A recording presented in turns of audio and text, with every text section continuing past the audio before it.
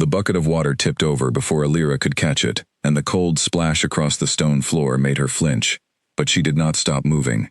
She grabbed the cloth again, wringing it fast, because if the head housekeeper saw even one wet patch left too long, there would be no supper for her tonight. Her knees ached against the hard floor of the west corridor, the same corridor she scrubbed every single day since she arrived at the stronghold of Alpha King Draven 3 years ago. Nobody noticed her here. Nobody was supposed to. She kept her head down as guards walked past her, their boots heavy and fast, their voices low and urgent. Something was happening in the council chamber today. She could feel it in the air, the same tightness she always felt before bad news traveled through the halls. But it was not her place to ask questions. It was her place to make the floor shine and disappear into the walls, like she always did. Alira had learned a long time ago that being invisible kept her safe. She was 17 when her own pack turned her out, told her she carried no strength worth keeping, no gift worth protecting. A girl who could not shift, who showed no signs of the wolf inside her, was seen as broken, as a burden the pack could not afford in dangerous times. Her own aunt had walked her to the border herself and told her not to look back. That was 4 years ago.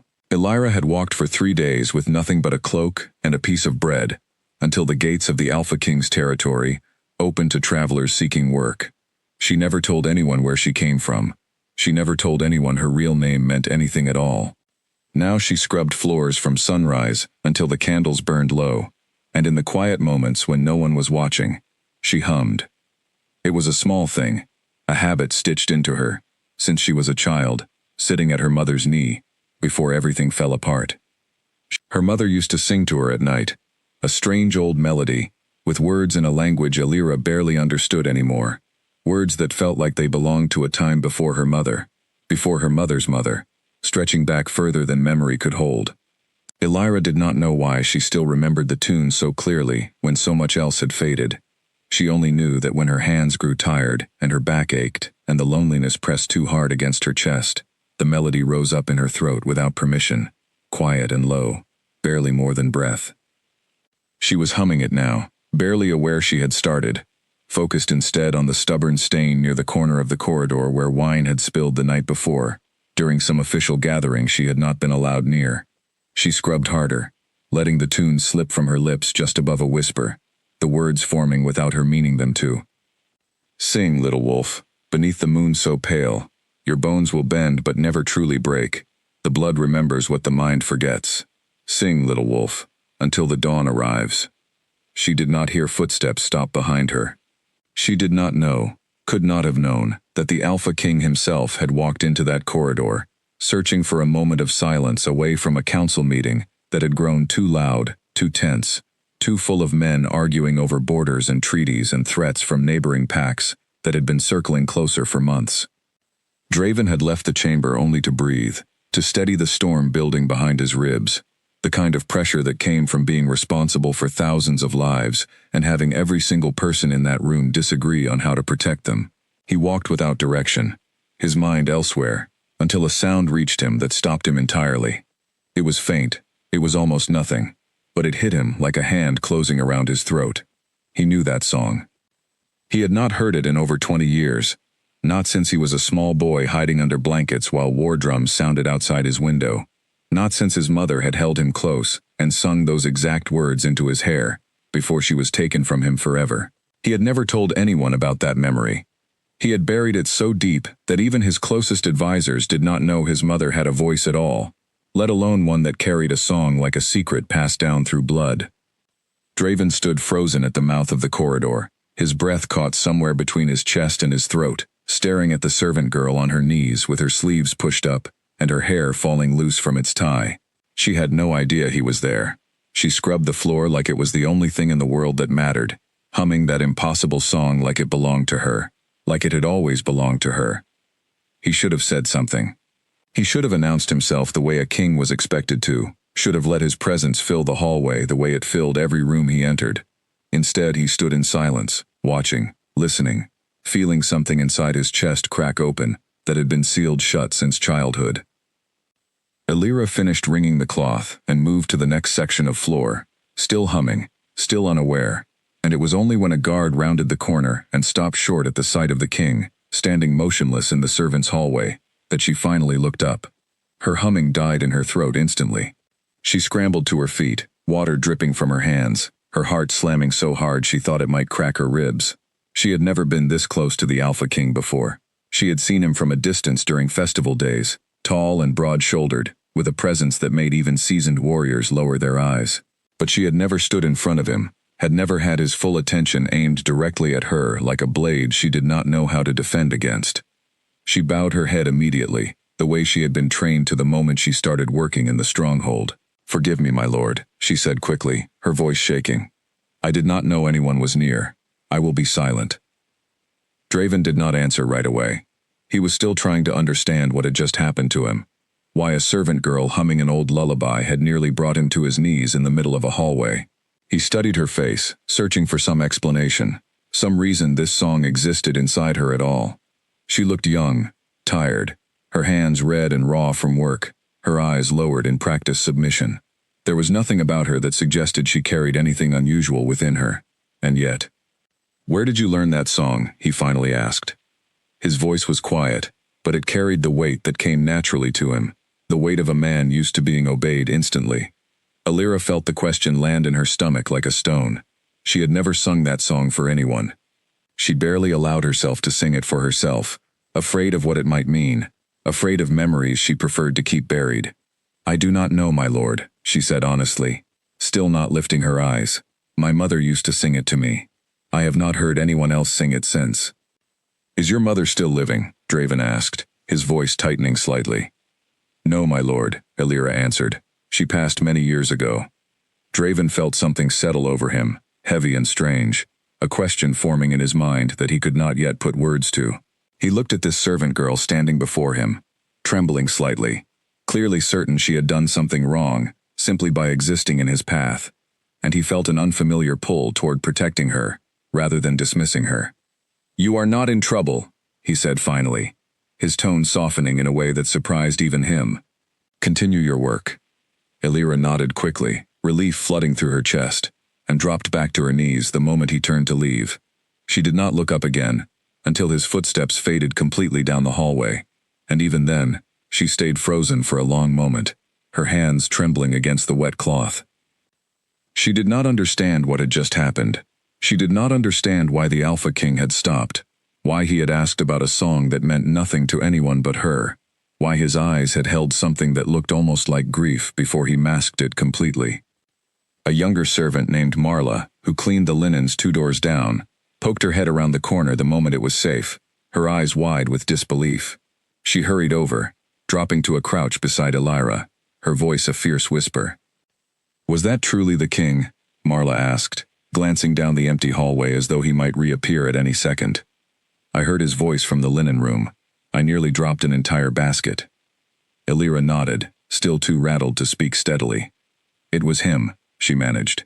"He asked me about a song, I do not know why." Marla's mouth fell open. "A song," she repeated, as if the words made no sense together. "The king and a song.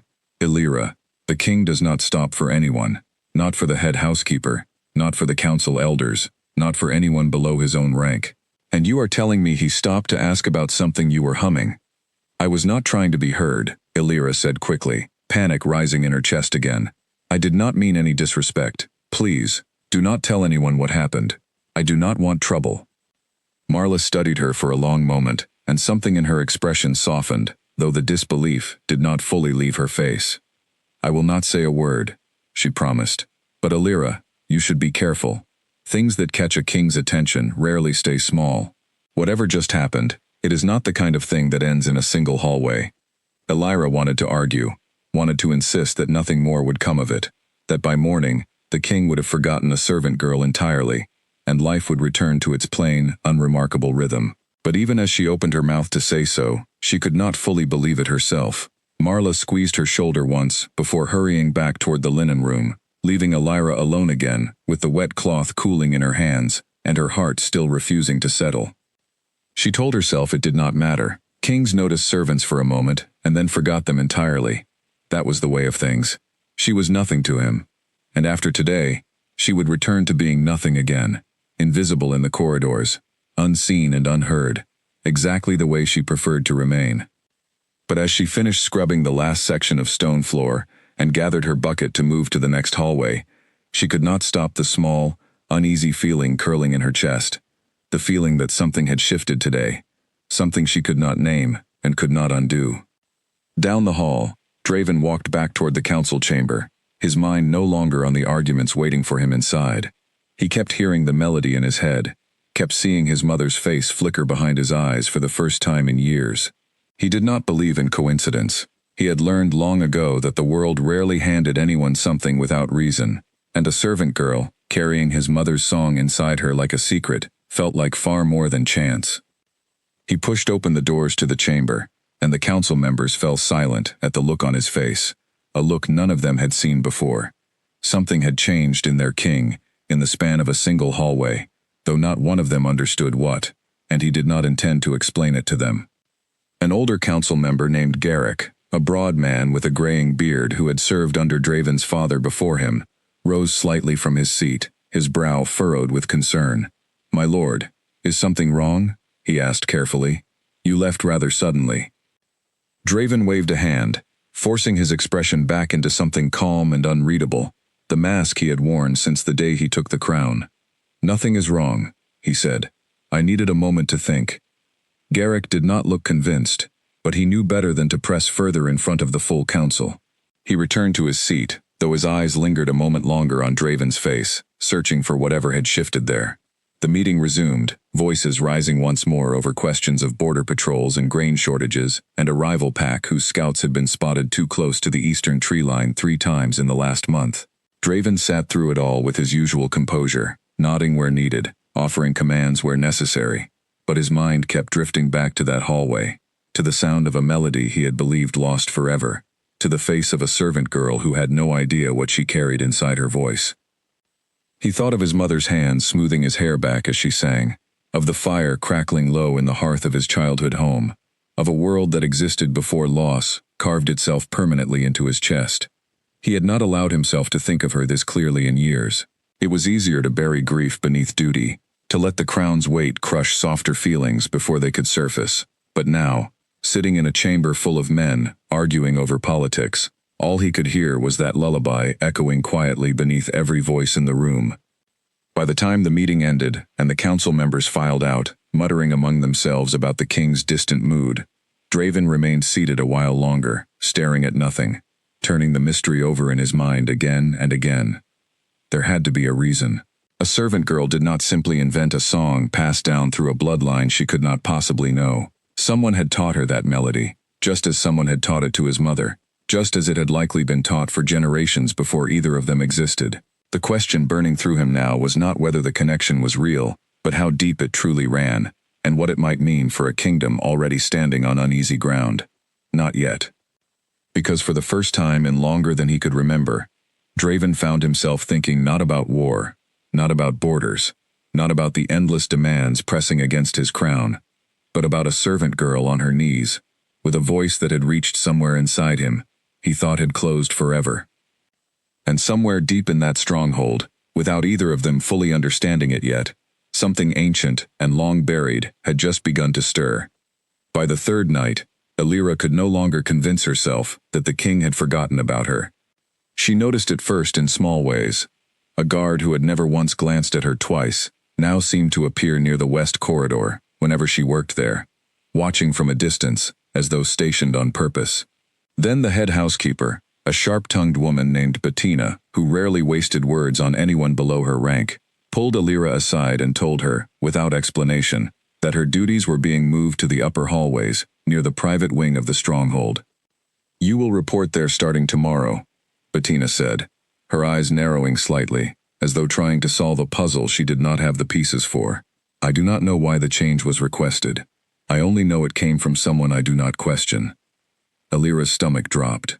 The upper hallways were reserved for the highest-ranking staff, the ones trusted enough to move near the king's private chambers, the council rooms, the areas where only the most senior servants were allowed.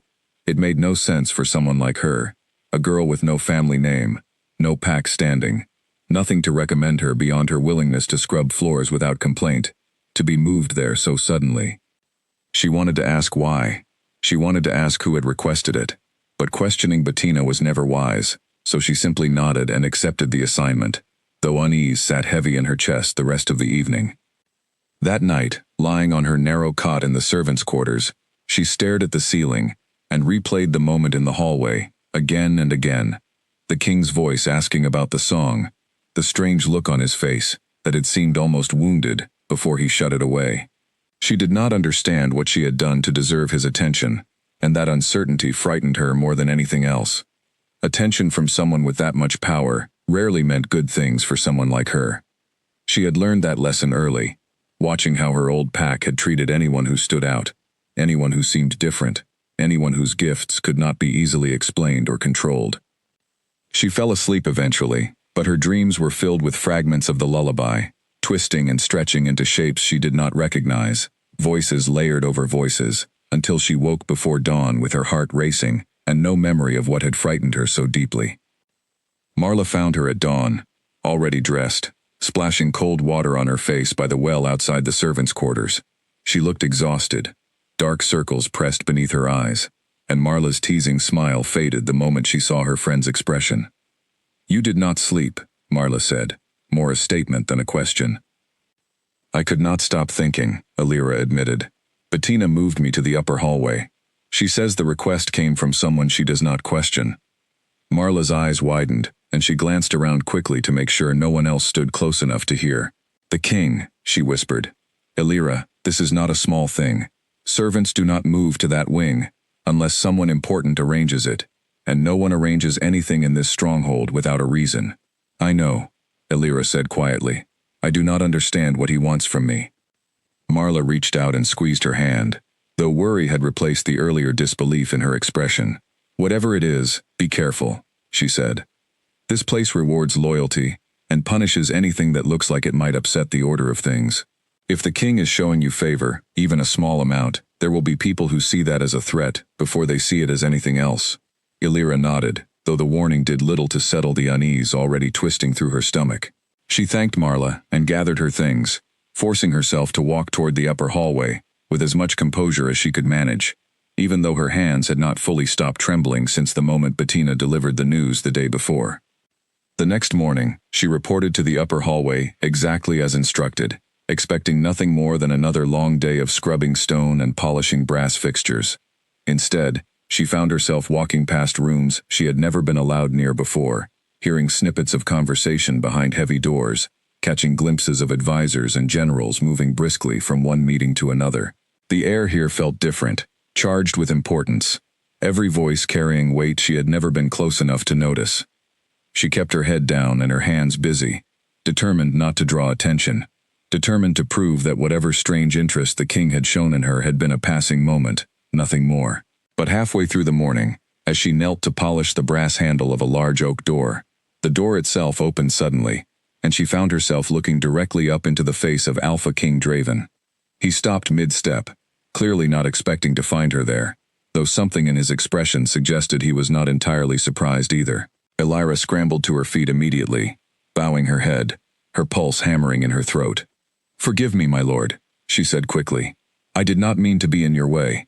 "You are not in my way," Draven said, his voice calmer than she expected. "I was told you would be assigned to this hallway." Alira's head snapped up before she could stop herself, surprise overtaking caution for just a moment. "You requested this, my lord?" she asked, then immediately regretted the boldness of the question, lowering her eyes again. "Forgive me, it is not my place to ask." "It is a fair question," Draven said, and there was something almost gentle in his tone that confused her further. "Yes, I requested it." "May I ask why?" she said carefully, still not meeting his eyes. Draven studied her for a long moment before answering, weighing how much to reveal, how much truth she could handle without frightening her further, without raising suspicions among the council members who already watched him too closely. "I want to understand something," he said finally, "about the song you were singing. It is important that I do." Alira's chest tightened. "It was only an old lullaby, my lord," she said. "My mother sang it to me as a child.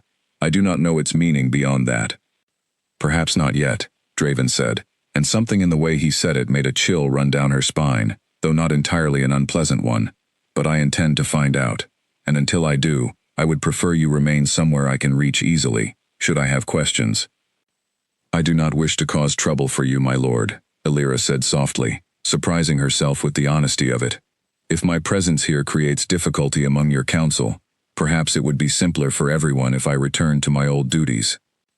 Draven's expression shifted at that, something almost sharp crossing his features before he controlled it. You would prefer to disappear again? He asked, his voice quieter now, more searching than commanding. It has kept me safe until now, Alira admitted. Safety built on being unseen is not the same as peace, Draven said, and the words landed with more weight than she expected, as though he spoke from experience rather than simple observation. I do not intend to put you in danger, Alira, but I also will not pretend I did not hear what I heard, or feel what I felt standing in that hallway. Some things cannot be unlearned once they are known. She did not know how to respond to that, so she said nothing, and for a moment the two of them simply stood there, the weight of unspoken questions filling the space between them. Before she could respond further, footsteps approached from down the hall, and both of them turned to see Garrick, the older council member, walking briskly toward them with a stack of papers in hand. His eyes flicked between Draven and Alira, curiosity sharpening his expression instantly. My lord, he said, bowing slightly, I did not realize you were occupied. I am not occupied, Draven said, his tone shifting back into the composed authority Alira had seen him wear in front of others. I was simply passing through. Garrick's gaze lingered on Alira a moment longer than necessary, before he nodded and continued past them, though Alira noticed the way his eyes narrowed slightly, calculating something behind his composed expression. She had the distinct feeling that whatever had just happened between her and the king would not stay quiet for long, not with someone like Garrick having witnessed it. Draven noticed it too. His jaw tightened almost imperceptibly as he watched Garrick disappear around the corner, and for a moment, worry flickered across his features before he masked it once more. You should return to your work, he told Alira, his voice quieter now. And Alira, he added, using her name for the first time, which sent an unexpected jolt through her chest. Be careful who you speak to about our conversations. Not everyone in this stronghold wishes for calm. She nodded, unsure what to make of the warning, but sensing its seriousness in the tightness around his eyes. Yes, my lord, she said. He left without another word, his long strides carrying him swiftly down the corridor, and Alira stood there a moment longer, her hands trembling slightly, as she processed everything that had just happened. The king had requested her reassignment on purpose. The king had learned her name. The king had warned her, directly, about danger she did not fully understand. She returned to her polishing, though her mind remained elsewhere for the rest of the day, replaying his words, trying to piece together what any of it meant. By evening, exhaustion from both physical labor and mental strain left her drained, and she nearly collapsed onto her cot the moment she reached the servants' quarters. But sleep did not come easily. Around midnight, she was startled awake by hushed voices outside her small window, voices she recognized as belonging to two guards stationed near the servants' building. She crept closer to listen, her heart pounding. The council is not pleased, one voice muttered. Garrick has already spoken to several of the elders. They believe the king is distracted by something unworthy of his attention, something that could weaken his position if it becomes known more widely. What does Garrick intend to do? The second voice asked. Nothing yet, the first replied. But if this continues, I suspect the girl will not remain safe within these walls for long. Alira's blood ran cold. She backed away from the window slowly, her mind racing through everything Draven had said to her, every warning laced beneath his careful words. She had believed, foolishly perhaps, that his attention might simply fade with time, that whatever curiosity he held toward her would eventually lose its urgency. But now she understood the truth, settling heavily over her chest. She thought back to her old pack, to the whispered conversations she used to overhear as a child, conversations about families who fell out of favor, about how quickly protection could turn into danger when someone powerful decided a person no longer served a purpose, or, worse, had become inconvenient. She had spent 4 years building a quiet, careful life for herself in this stronghold, a life defined by staying small, staying unnoticed, staying safe, by staying forgettable. All of that now felt like it was slipping through her fingers in the span of a few short days. She wondered if she should ask to be reassigned back to her old duties, to disappear again into the lower hallways where no one important ever noticed her. But some part of her, buried beneath the fear, resisted the idea. She thought of Draven's face in that first hallway, the flicker of grief he had not been able to fully hide, the way he had said her name so carefully, as though it mattered to him. She did not understand why, but some instinct told her that whatever connection existed between them was not something she could simply walk away from, even if she wanted to. She was no longer invisible, and in a stronghold built on power, alliances, and carefully guarded secrets, being noticed by the king was not a gift. It was a threat that could unravel everything she had worked so hard to keep hidden, and possibly cost her far more than her position as a servant. She spent the rest of the night awake, staring into the darkness, wondering how much time she truly had before the danger the guards spoke of arrived at her door. As the first gray light of morning crept through the small window, she made herself a quiet promise. Whatever happened next, whatever the council decided, whatever danger Garrick and his allies intended to bring against her, she would not let fear turn her back into someone who hid from her own life. She had spent 4 years disappearing into corners, and for the first time since her pack had cast her out, someone had looked at her and seen something worth noticing. She did not yet understand what that meant, or where it would lead, but she resolved to face whatever came next with her eyes open, rather than curled beneath a blanket waiting for danger to find her in the dark. 3 days after the guards' whispered conversation outside her window, Illyra was summoned to the council chamber, and the moment the message reached her through a stone-faced messenger, she knew Marla's warning had come true faster than either of them expected.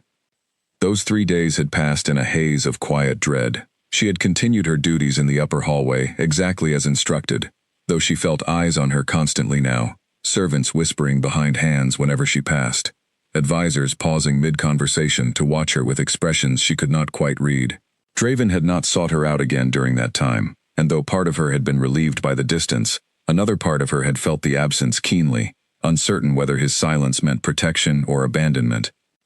Marla had brought her food each evening, sitting with her in worried silence more often than conversation, both of them aware that whatever storm was building around Illyra had not yet reached its peak. On the morning the messenger arrived, Marla had been folding linens beside her, and the moment the summons was read aloud, all color drained from her friend's face. "Go carefully," Marla had whispered, gripping Illyra's hand tightly before she was led away. "Say only what you must. Give them nothing more than what they ask."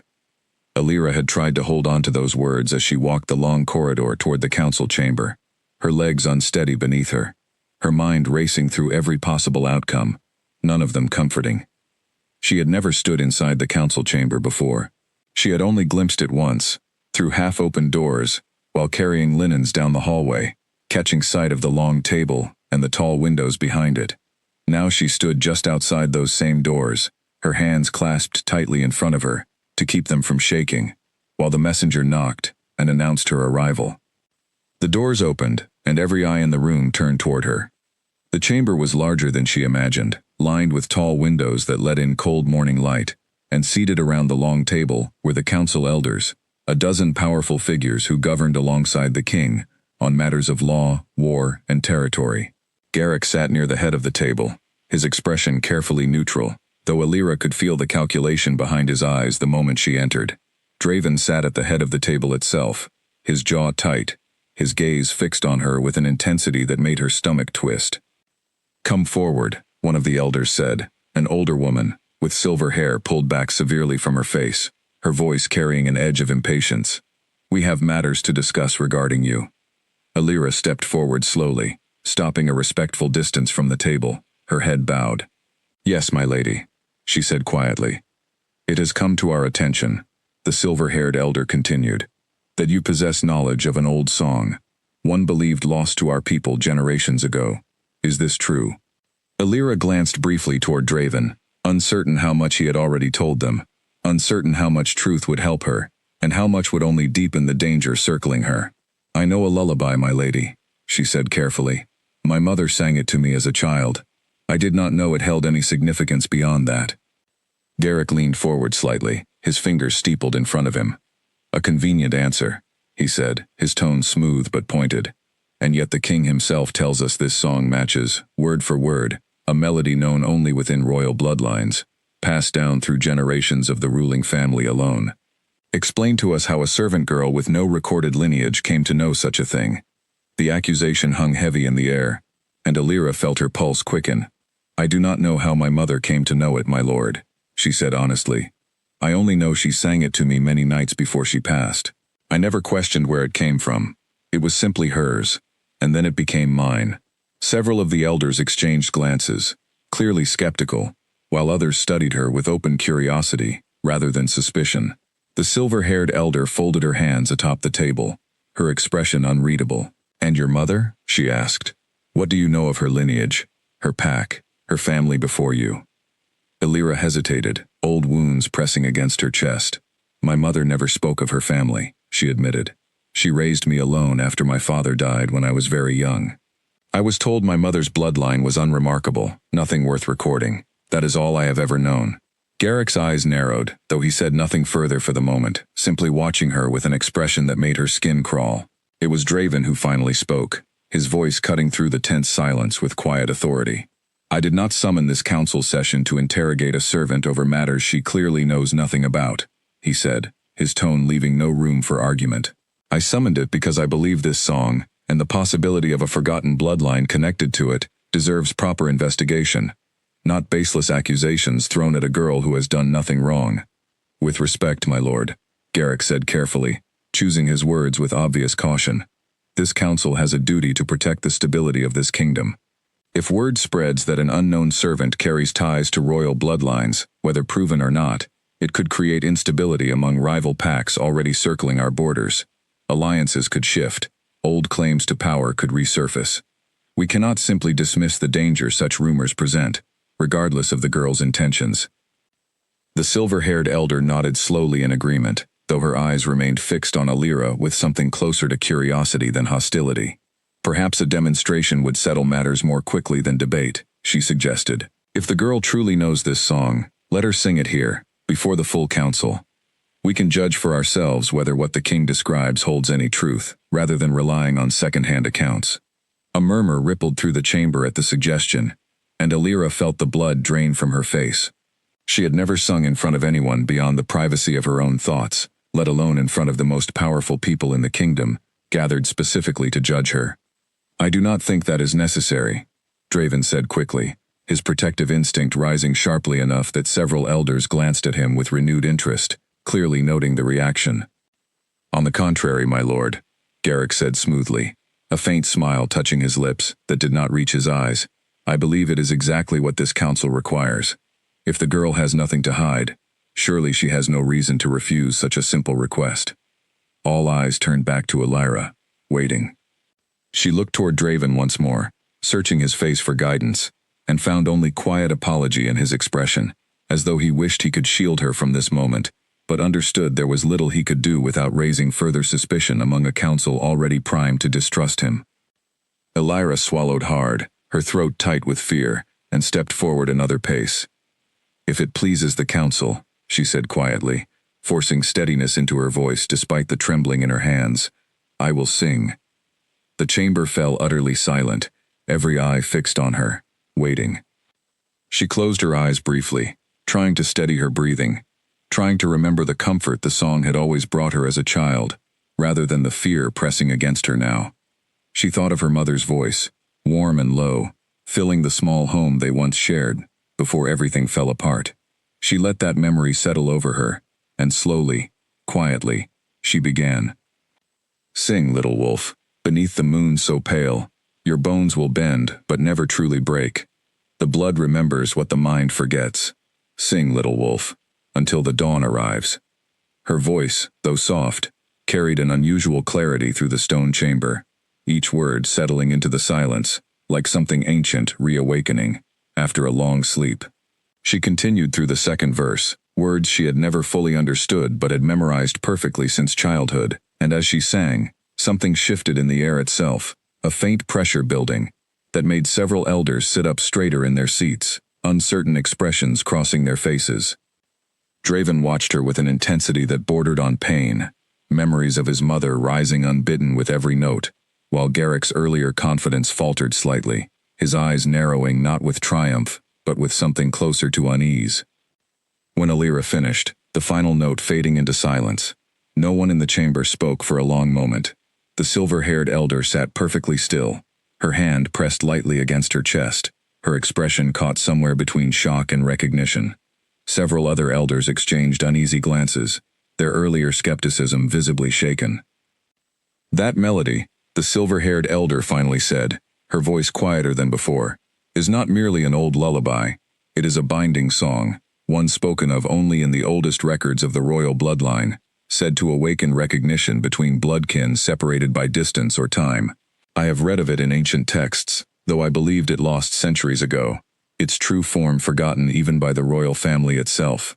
Every eye in the chamber turned toward Draven, whose expression had gone pale, his earlier composure cracking entirely, as the implications of the elder's words settled over him. "If what you say is true," Garrick said slowly, his earlier hostility giving way to something more calculating, more dangerous, "then this girl is no ordinary servant at all. She may carry blood far older, and far more significant, than any of us realized."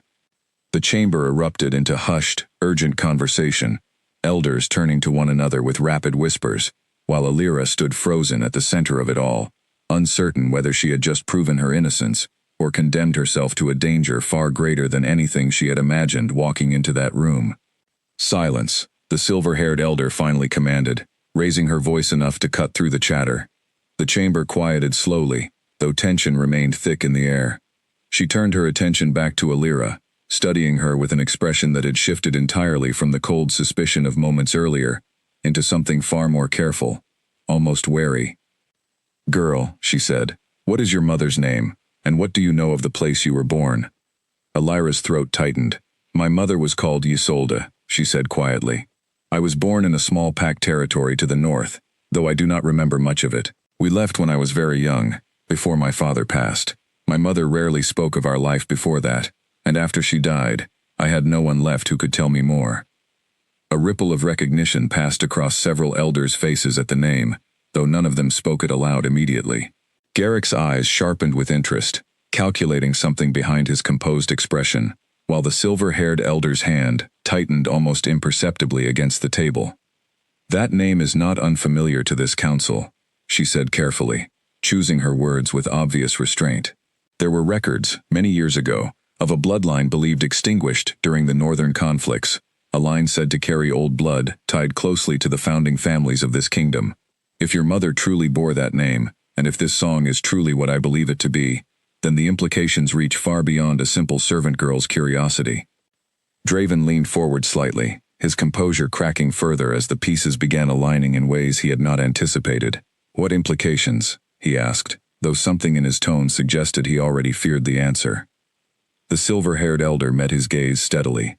"It means, my lord, that the girl standing before us may carry blood, connected not only to forgotten nobility, but potentially to bloodlines, once thought capable of standing beside a king as equal, rather than servant. It becomes a matter of succession, of alliance, and of considerable danger for anyone who might see her as a threat to existing power." Garrick's expression tightened at those words, and though he said nothing further immediately, Alira caught the flicker of calculation crossing his face, the quiet recognition of opportunity or danger, she could not yet tell which.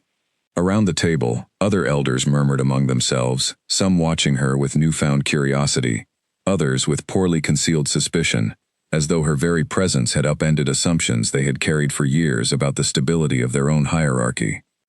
Alira stood in the center of it all, her heart pounding, painfully aware that whatever she had just revealed by singing a simple lullaby had changed everything, not only for herself, but for the entire balance of power inside that stronghold.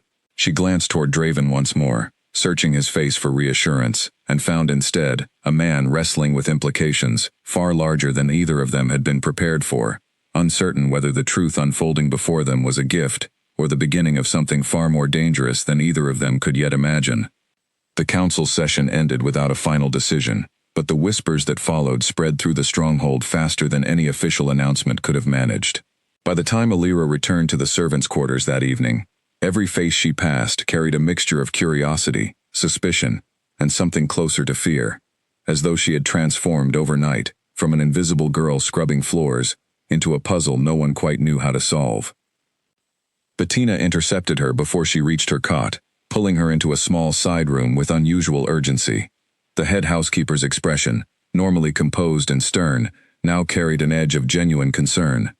"You are to remain in the upper hallway permanently," Bettina said without preamble.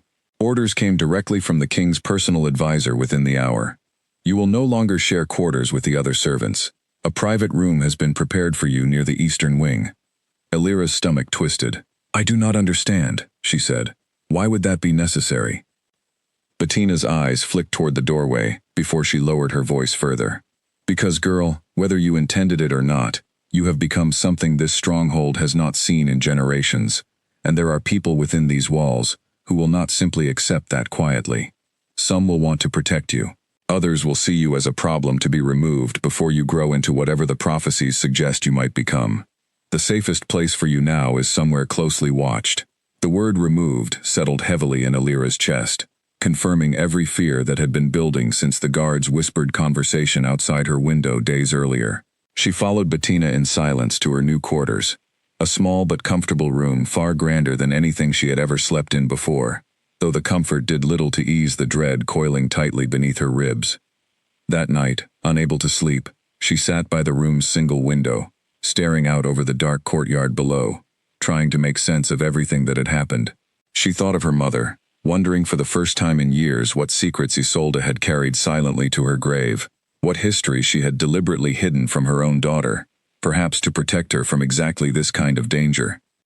She thought too of the servants who had passed her earlier in the corridor, their whispered conversations falling silent the moment she came near, their eyes darting away, as though fearful of being caught looking too closely at her. Only days ago, she had been nothing to any of them. A plain girl with rough hands and a bowed head, easy to overlook and easier still to forget. Now she felt the weight of 100 unspoken questions trailing her through every hallway, and she did not know which frightened her more, the suspicion in some eyes, or the sudden respect creeping into others. A soft knock at her door startled her from her thoughts. She opened it cautiously, and found Draven standing in the hallway, alone, without the usual guards that typically surrounded him. "May I come in?" he asked quietly. She stepped aside, allowing him entry, though her heart raced at the unusual intimacy of the moment. A king standing inside her private quarters after dark, something that would have been unthinkable only days earlier. "I wanted to speak with you without the council listening," Draven said, his voice lower than usual, almost weary. "Today was not easy for either of us, and I fear it will only grow more complicated from here." Elira wrapped her arms around herself, suddenly cold despite the mild evening air. "Is it true," she asked, "what the elder said, about bloodlines and succession? Am I truly in danger?" Draven's expression tightened, and for a moment he said nothing, clearly weighing how much honesty to offer her. "Yes," he admitted finally. "Not everyone on the council will react to this news with patience or fairness. Garrick in particular has ambitions of his own, ambitions that could be threatened if a legitimate claim to old bloodlines suddenly appears within these walls, especially one connected so closely to me." "What kind of ambitions?" Elira asked carefully. "Garrick has long hoped to see his daughter married into a position of greater influence," Draven said. "He has pushed for years for stronger ties between our families, hoping to secure power for his line through marriage rather than blood. If the council begins to see you as someone with legitimate royal ties, someone I might favor over his careful political arrangements, he will see you as an obstacle standing between him and everything he has worked toward." Elira absorbed this information slowly, understanding the full weight of what Draven was telling her. "So he will try to remove me," she said quietly, more statement than question. "He will try something," Draven said. "I do not yet know what. But I intend to protect you, Elira, regardless of what the council decides about bloodlines or prophecies. You are not a piece to be moved on someone else's board." Something in his voice, low and fierce, made her chest tighten with an emotion she did not fully understand, something warmer than fear, though fear had not entirely left her either. "Why does this matter so much to you?" she asked softly. "I am only a servant who happened to know an old song." Draven was quiet for a long moment, his gaze drifting toward the window, toward the darkness beyond it. "That song belonged to my mother," he said finally, his voice rough with emotion he rarely allowed himself to show. "She died when I was young, taken during a conflict I was too small to understand at the time. I have not heard that melody since the night before she was killed. When I heard you singing it, something inside me that I believed had been buried forever came back to life." I do not fully understand what that means, or what connection exists between your bloodline and mine, but I cannot simply ignore it, nor can I ignore the danger it now places you in. Alira felt tears prick unexpectedly at her eyes, moved by the raw honesty in his words, by the grief he rarely allowed anyone to witness. I am sorry for your loss, she said quietly. I did not know the song carried such weight for you. You could not have known, Draven said, just as you could not have known the weight it would place on your own life the moment I heard it. They stood in silence for a while, the weight of shared history and uncertain future settling comfortably between them despite everything working against it. Finally, Draven spoke again, his tone shifting back toward practical concerns. I will assign additional guards to watch over this wing, he said. Trusted men, loyal to me rather than the council.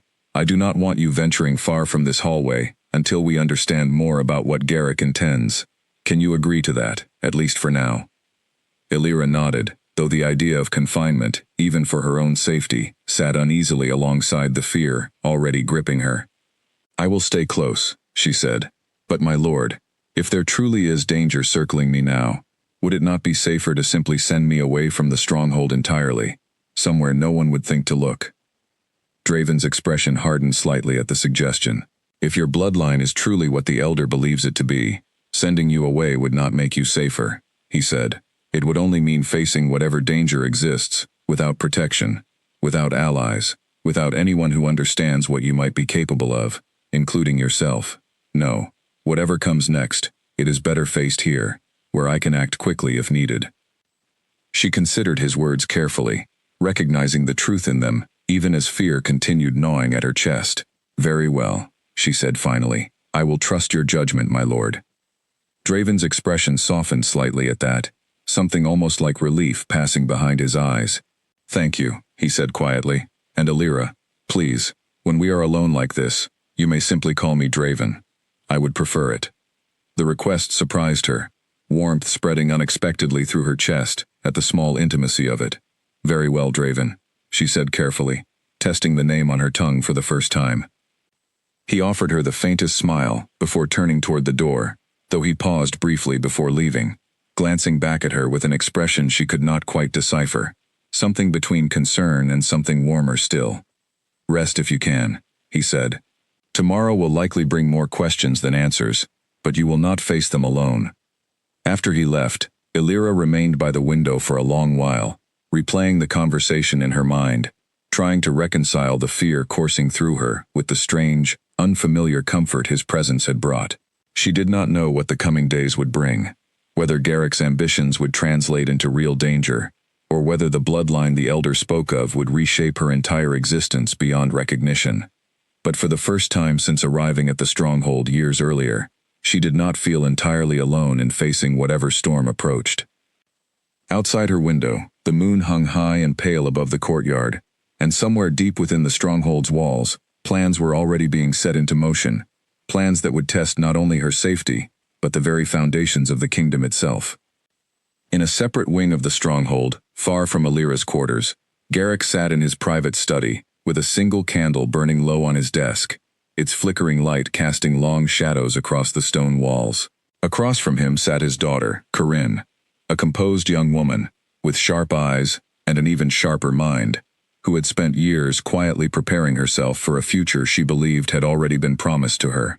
The king grows careless, Garrick muttered, staring into the candle flame rather than at his daughter, a servant girl with an unproven bloodline, and already he treats her as though she carries more weight than years of careful alliance building. If this continues, everything we have worked toward could unravel within a season. Corinne's expression remained calm, though her fingers tightened slightly against the armrest of her chair. What do you intend to do, father? She asked.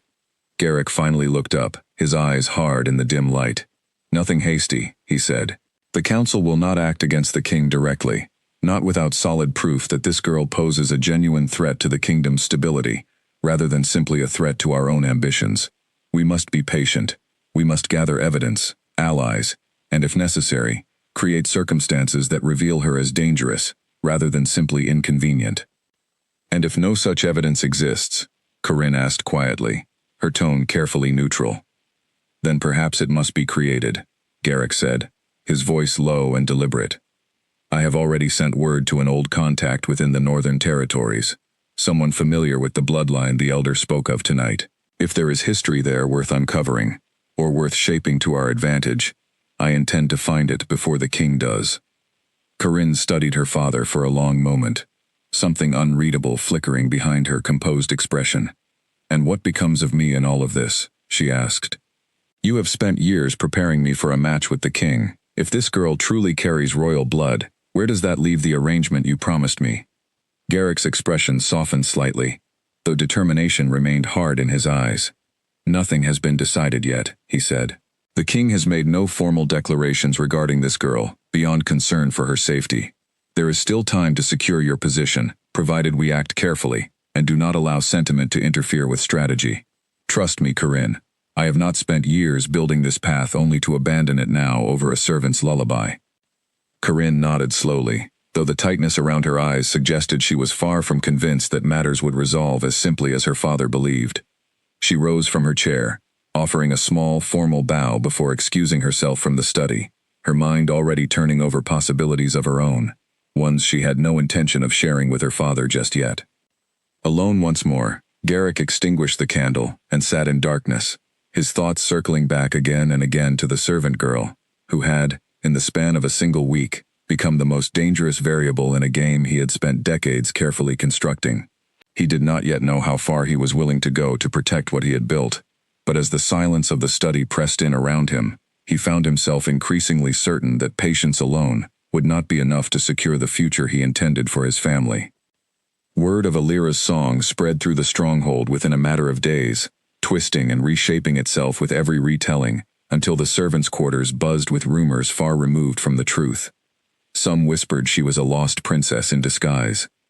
Others claimed she carried a curse capable of unraveling the entire council if left unchecked. Alira heard fragments of these stories drifting through the halls as she passed, and each version left her feeling further removed from the frightened, ordinary girl she still believed herself to be. Marla continued visiting each evening, though even she seemed uncertain how to speak with her friend now, hovering somewhere between familiar warmth and a new, unspoken hesitation, as though unsure whether the girl she had shared linens and gossip with for years still existed beneath the growing weight of rumor and speculation. Alira noticed the shift, and it troubled her more than the whispers of strangers, the small distance opening between herself and the one person who had shown her genuine kindness since her arrival at the stronghold.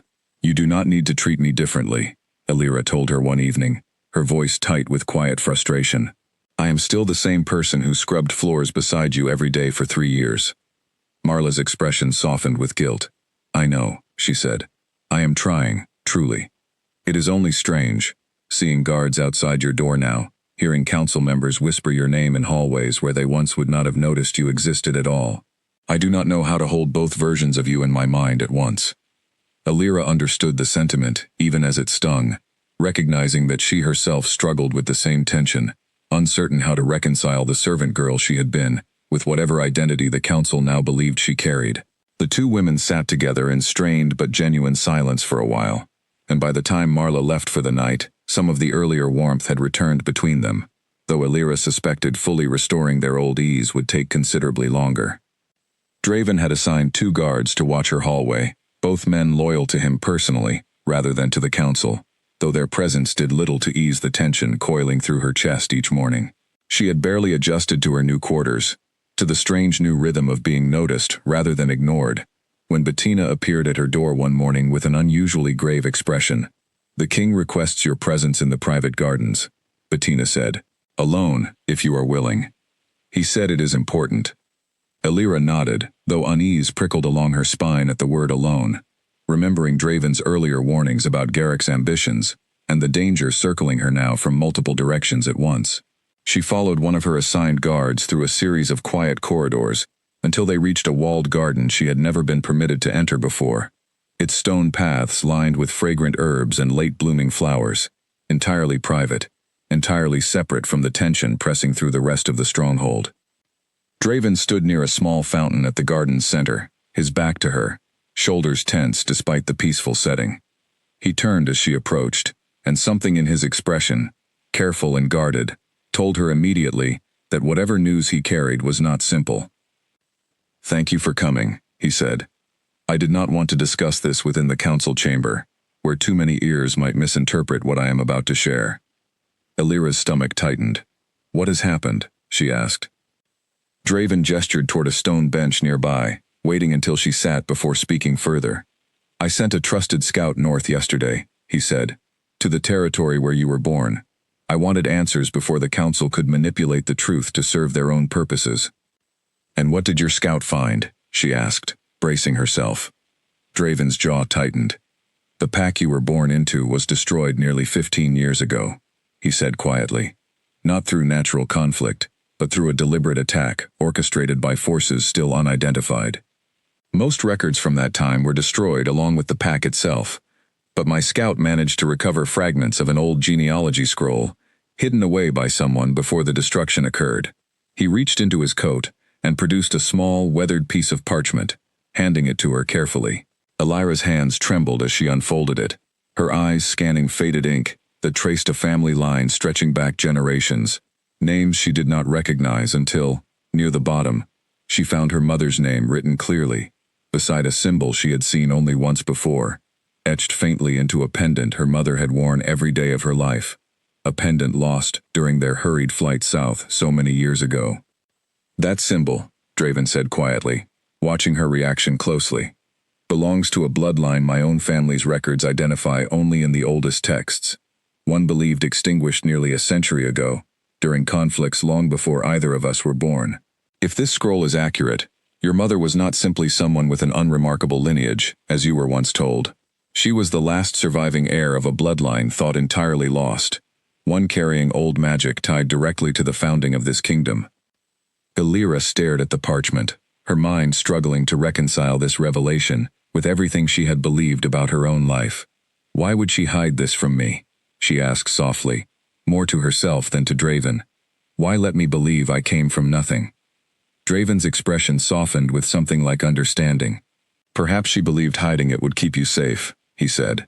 If enemies believed her bloodline truly extinguished, no one would think to search for a hidden heir living quietly among ordinary people.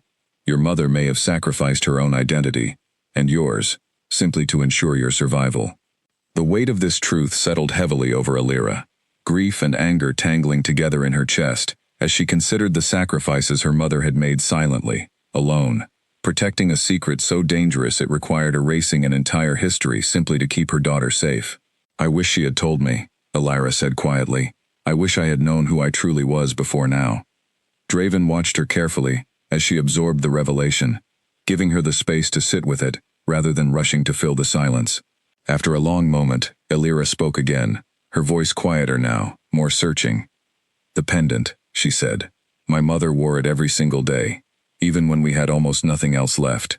I remember she used to press it against my palm when I could not sleep, telling me it would keep me safe. We lost it during the journey south, in a river crossing during a storm. I cried for days afterward, though I never told her how much it upset me, since we had already lost so much else by then. She likely knew its importance far better than she ever let on, Draven said gently. Losing it may have frightened her more than she allowed herself to show you, precisely because she understood what it represented, and what its absence might mean for either of you, if it fell into the wrong hands. Elira nodded slowly, new grief settling over old memories now recontextualized by everything she had just learned. I always believed we lost everything simply through misfortune, she said. Bad luck, poverty, circumstances beyond anyone's control. I never imagined we were running from something deliberate, something that had already destroyed an entire pack before we even fled north. Your mother protected you extraordinarily well, Draven said. Whatever fear drove her decisions, she succeeded in keeping you hidden long enough that you reached adulthood safely, farther from danger than most in her position could have hoped to manage. That is no small thing. Would it have changed anything? Draven asked gently. Elira considered the question seriously. Perhaps not who I was inside, she admitted, but perhaps how I saw myself. I spent years believing I was worthless, easily discarded, simply because I could not shift like others in my old pack. If I had known this truth, perhaps I would have understood there was nothing wrong with me at all. Draven reached out then, hesitantly, and took her hand in his, a gesture that surprised them both with its quiet intimacy. There was never anything wrong with you, he said firmly. Whatever the reason you could not shift as a child, it clearly was not weakness. If this bloodline is truly what the records suggest, your abilities may simply take a different form entirely, one your old pack never understood or recognized. Alira did not pull her hand away, comforted despite herself by the warmth of his grip, by the certainty in his voice. "What happens now?" she asked. "If the council learns the full truth of this scroll, what does that mean for me?" "It means," Draven said carefully, "that many will see you differently, some with respect, others with fear, and a few, like Garrick, with outright hostility, disguised as concern for the kingdom's stability. I intend to protect you through whatever comes, but I will not lie to you, Alira. This discovery changes everything, and not everyone within these walls will welcome that change peacefully." She nodded slowly, absorbing the weight of his words, alongside the grief and confusion still tangled through her chest. "And my abilities?" she asked quietly. "Do you believe they will awaken now that the truth is known?" "I do not know," Draven admitted honestly, "but I intend to help you prepare, regardless of what form they eventually take.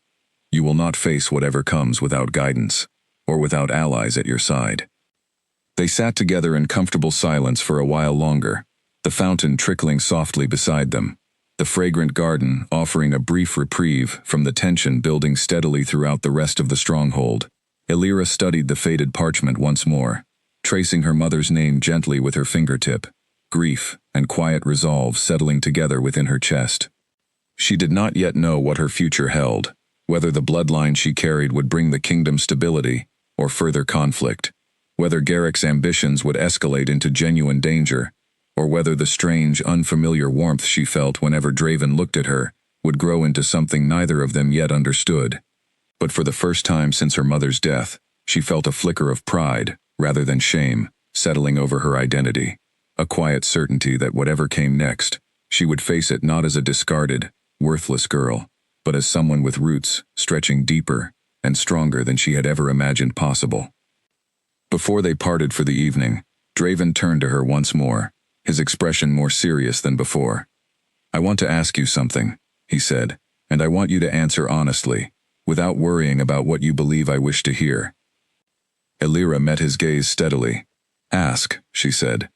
"If given the choice, freely, without pressure from the council or from me, would you wish to know the full truth of what you are, even if that truth brings danger alongside it?"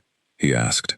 "Or would you rather I quietly ensured this scroll disappeared, and you returned to the life you had before, safer perhaps, but without answers?" Alira considered the question carefully, understanding the weight behind it, the genuine choice he was offering her despite everything already set into motion. "I have spent my whole life believing I was less than others around me," she said finally. "Worthless, forgettable, easily discarded. Even if this truth brings danger, I would rather face it as myself, fully known, than continue hiding as someone smaller than I actually am. I want to know everything, Draven, whatever the cost." Something shifted in his expression at her answer, admiration mixing with the concern already etched into his features. "Then I will help you learn everything there is to know," he said firmly, "and I will stand beside you through whatever comes as a result." They lingered a while longer in the quiet garden, the weight of the conversation settling into something steadier between them, grief and fear slowly giving way to a fragile but genuine sense of partnership neither had expected to find within these circumstances. As the sun continued its slow descent behind the stronghold's outer walls, Alira allowed herself, briefly, to feel something closer to hope than dread. As evening settled over the private garden, casting long shadows across the stone paths, neither Alira nor Draven noticed the figure watching quietly from behind a distant hedge, having overheard enough of their conversation to understand precisely how dangerous the truth had become, and precisely how quickly it needed to be reported back to those waiting eagerly for exactly this kind of confirmation. The figure behind the hedge was Corinne, Garrick's daughter, and she wasted no time carrying what she had overheard back to her father's study that same night. She recounted the conversation carefully, the scroll, the pendant, the bloodline confirmed beyond doubt, and Alira's own declaration that she wished to know everything regardless of danger. Garrick listened in silence, his expression darkening steadily with each detail, until finally he rose from his chair and paced the length of his study, his mind working quickly through the implications. "This changes our timeline considerably," he muttered, more to himself than to Corinne. If the king already possesses proof of her bloodline, and if she has already declared her intention to embrace whatever that bloodline demands of her, we no longer have the luxury of patience. What do you intend to do? Corinne asked, watching her father carefully. Garrick stopped pacing, turning to face her with an expression she had rarely seen from him before, cold and calculating, in a way that made her uneasy, despite years of witnessing his political maneuvering. We must ensure the girl never has the opportunity to fully claim what this scroll suggests, he said. If she remains untrained, unprepared, vulnerable, she poses far less threat to the arrangements I have spent years securing. An accident, carefully arranged, would resolve this matter far more efficiently than continued debate within the council chamber. Corinne's breath caught. Father, she said carefully, surely there are other paths. If the king discovers your involvement in something so extreme, it could destroy everything you have built far more thoroughly than the girl's mere existence ever could. He will not discover anything, Garrick said firmly. I have contacts capable of arranging such matters discreetly, contacts who owe me favors extending back years, long before you were old enough to understand the depths of political maneuvering required to secure a family's future. Trust me in this, Corinne. I am protecting our interests, and yours alongside them. Corinne said nothing further, though doubt lingered heavily behind her carefully composed expression, as she excused herself from the study once more, her mind turning over the conversation with growing unease. She had spent years believing her father's ambitions, however ruthless, remained bound within acceptable limits, political maneuvering rather than outright violence. This conversation had shifted something fundamentally, and she was no longer certain how far her father was truly willing to go, nor whether she wished to remain complicit in whatever came next. Meanwhile, unaware of the danger already being arranged against her, Illyra spent the following days settling into a strange new rhythm within the stronghold. Draven had assigned an elderly woman named Ophelia, once a respected healer and scholar within the royal household, to begin teaching her about the bloodline the scroll had revealed, its history, its rumored abilities, and the old customs associated with those who once carried it centuries earlier. Ophelia proved patient and thorough, guiding Illyra through faded texts and half-remembered stories passed down through generations of royal scholars. According to what little remained of the old records, those who carried this particular bloodline often displayed abilities beyond simple shifting, gifts tied more closely to instinct, healing, and in rare cases, an unusual connection to others through sound and voice, which explained, Ophelia suggested, why the binding song had reacted so strongly within Illyra, despite her apparent inability to shift like others in her original pack. Your gift may simply have been waiting for the right conditions to awaken, Ophelia explained one afternoon, as the two of them sat together in a quiet study, lined with old scrolls. Many gifts within rare bloodlines remain dormant until triggered by significant events, grief, danger, or in your case, perhaps simply discovering the truth of who you are. It is not uncommon for such abilities to reveal themselves gradually, rather than all at once. Illyra absorbed this information carefully, though a part of her remained skeptical, having spent so many years believing herself entirely without gifts of any kind. Do you believe I will shift eventually? She asked. Or is it possible my gifts will take an entirely different form? It is difficult to say with certainty, Ophelia admitted honestly. The records are incomplete, damaged by time and deliberate destruction alike, but if I were to guess, based on what little remains, I would say your gifts may already be closer to the surface than you realize. Sometimes it simply takes the right moment to bring them fully into being. That evening, walking back toward her quarters after another long session of study, Illyra noticed Corinne standing quietly near the entrance to the eastern wing, seemingly waiting for her deliberately. Illyra slowed her pace, uncertain of Corinne's intentions given everything Draven had shared about Garrick's ambitions. May I speak with you privately? Corinne asked, her voice lower than usual, glancing around to ensure no one else stood within earshot. Illyra hesitated, but something in Corinne's expression, tight with worry rather than hostility, convinced her to agree. They stepped into a quiet alcove nearby, shadows offering some measure of privacy from passing servants and guards. I do not know you well, Corinne began carefully, and I understand you likely have little reason to trust me, given who my father is. But I overheard something recently that I believe you deserve to know, regardless of what it might cost me to share it. Illyra's chest tightened with sudden apprehension. What did you hear? She asked. Corinne glanced around once more before answering, her voice dropping even further. My father intends to arrange an accident against you, she said.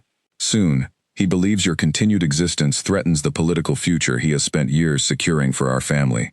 I do not agree with his methods, whatever ambitions he holds otherwise, and I could not remain silent, knowing what he intends. Illyra felt the blood drain from her face, fear coiling sharply through her chest, despite Draven's earlier warnings, having already prepared her somewhat for exactly this kind of danger. Do you know how, or when? She asked urgently. I do not have details yet, Corinne admitted. Only that he has reached out to contacts capable of arranging such things discreetly. I would advise extreme caution in the coming days, particularly regarding food, drink, and anywhere you might find yourself alone without guards nearby. Why are you telling me this? Illyra asked, studying Corinne's face carefully, searching for any hint of deception. You have far more to gain by remaining loyal to your father's ambitions than by warning me. Corinne's expression tightened, old conflict clearly still churning behind her composed exterior. Perhaps I have spent enough years watching my father sacrifice everything, including people, for the sake of ambition, she said quietly. I do not wish to be complicit in something I cannot undo afterward. Whatever comes of this warning, I needed to give you the chance to protect yourself. Illyra thanked her carefully, though uncertainty lingered about how much to trust this unexpected alliance. Corinne left quickly afterward, disappearing back into the shadows of the corridor, leaving Illyra standing alone, with fear tightening steadily through her chest, understanding now, with absolute clarity, that the danger circling her was no longer theoretical, but rapidly closing in. She did not waste time deliberating over whether to trust the warning. Within minutes, she found one of the guards assigned to her hallway and asked him urgently to send word to Draven that she needed to speak with him as soon as possible. He arrived within the hour, his expression shifting quickly from mild concern to sharp alertness the moment he saw the fear still evident on her face. What happened? He asked, closing the door of her private quarters behind him. Illyra recounted the conversation with Corinne carefully, watching Draven's expression harden with every detail, his jaw tightening, his hands curling slowly into fists at his sides. Garrick would not act so directly without confidence in his methods remaining hidden, Draven said once she finished, his voice low with barely restrained anger. This is more serious than I anticipated, even accounting for his ambitions. We need to move quickly. Starting tonight, I want your food brought only by servants I trust personally, none from the general kitchen staff, and I am doubling the guard presence around this wing immediately. Do you believe Corinne's warning was genuine? Illyra asked, still uncertain despite the urgency of the moment. I do not know Corinne well enough to say with certainty, Draven admitted. But given what you have described, and given Garrick's clear ambitions regarding his daughter's future, I see little reason for her to fabricate such a warning, unless she genuinely believed you were in danger. Whatever her motives, I do not intend to ignore it. Illyra nodded, grateful for his decisiveness, even as fear continued gnawing steadily at her composure. What do we do now? She asked. Do we confront Garrick directly, expose what he intends before he can act? Draven considered the question carefully before answering. Not yet, he said finally. Without solid proof, a direct accusation would only allow him to claim innocence and rally sympathy from council members already suspicious of my judgment where you are concerned. We need evidence, something undeniable, before we move against him openly. Until then, our priority must be keeping you safe, while quietly gathering whatever proof we can find. The following days passed with agonizing tension, Illyra moving carefully through her new routine of study sessions with Ophelia, and cautious meals prepared only by servants Draven trusted completely. She noticed guards stationed more visibly throughout the eastern wing now, their presence a constant reminder of the danger still circling, despite the outward calm of her daily schedule. Ophelia continued her lessons, though even she seemed to sense the heightened tension surrounding her student, adjusting her teaching to include practical guidance, alongside historical knowledge, small techniques for grounding herself, for recognizing shifts in her own instincts that might signal danger before it fully arrived. Trust your senses, Ophelia told her during one particularly tense afternoon session.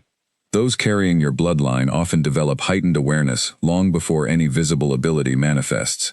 If something feels wrong, even without clear explanation, do not dismiss that feeling simply because you cannot yet name its source. Elira took the advice seriously, paying closer attention than ever to small details around her, the way certain servants avoided meeting her eyes, the unusual frequency with which unfamiliar guards seemed to appear near her hallway during shift changes, small inconsistencies that might have gone entirely unnoticed only weeks earlier, before danger had taught her to watch more carefully. 4 days after Corinne's warning, that same vigilance saved her from a moment that could easily have gone unnoticed. Passing through the kitchen corridor on her way to Ophelia's study, she caught sight of an unfamiliar servant lingering near the tray meant for her afternoon meal, someone none of the trusted staff recognized, who slipped away quickly the moment Elira's guard called out to question him. The tray was discarded immediately, untouched, and though nothing could be proven, the incident confirmed what Corinne's warning had already suggested. Garrick was not waiting patiently. He was testing the boundaries of her protection, searching for the first gap he could exploit, and Elira understood with growing unease that whatever came next would likely be far bolder than a stranger near a meal tray. That night, she told Draven about the incident, watching his expression darken further as she described the unfamiliar servant and his hurried retreat the moment questions were raised. He listened in tense silence, his hands clasped tightly behind his back as he paced the length of her small sitting room. "We increased security further," he said finally. "No unfamiliar faces near your quarters. No meals prepared outside the kitchen staff I trust personally, and I want a guard accompanying you directly to and from your lessons with Ophelia, not simply stationed nearby." Elira nodded, though the growing web of precautions surrounding her daily life left her feeling increasingly like a prisoner rather than a guest, however necessary the protection had become. "I do not wish to live this way indefinitely," she admitted quietly. "Watching every shadow, questioning every unfamiliar face. There must be some way to resolve this properly, rather than simply surviving one attempt after another." "There is," Draven said, his tone steadying with quiet determination. "But it requires proof strong enough to move against Garrick openly, proof that leaves the Council no choice but to act. Until we have that, patience and caution remain our only defenses. I promise you, Elira, this will not continue indefinitely. I intend to end this threat permanently, one way or another."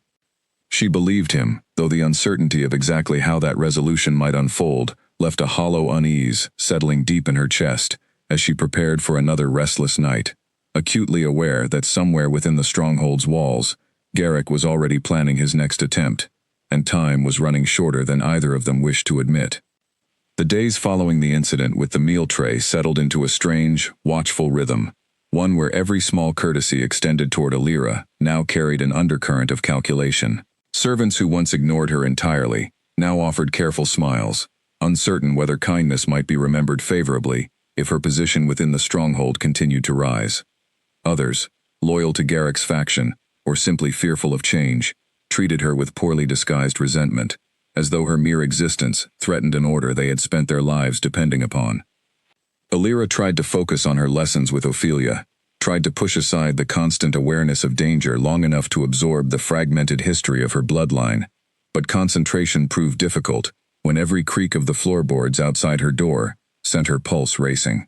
Ophelia noticed the strain and adjusted accordingly, shifting some sessions toward calming techniques rather than pure historical study, teaching Elira to steady her breathing, to center her thoughts even amid uncertainty. "Fear clouds instinct," Ophelia told her during one such session, her weathered hands folded calmly in her lap.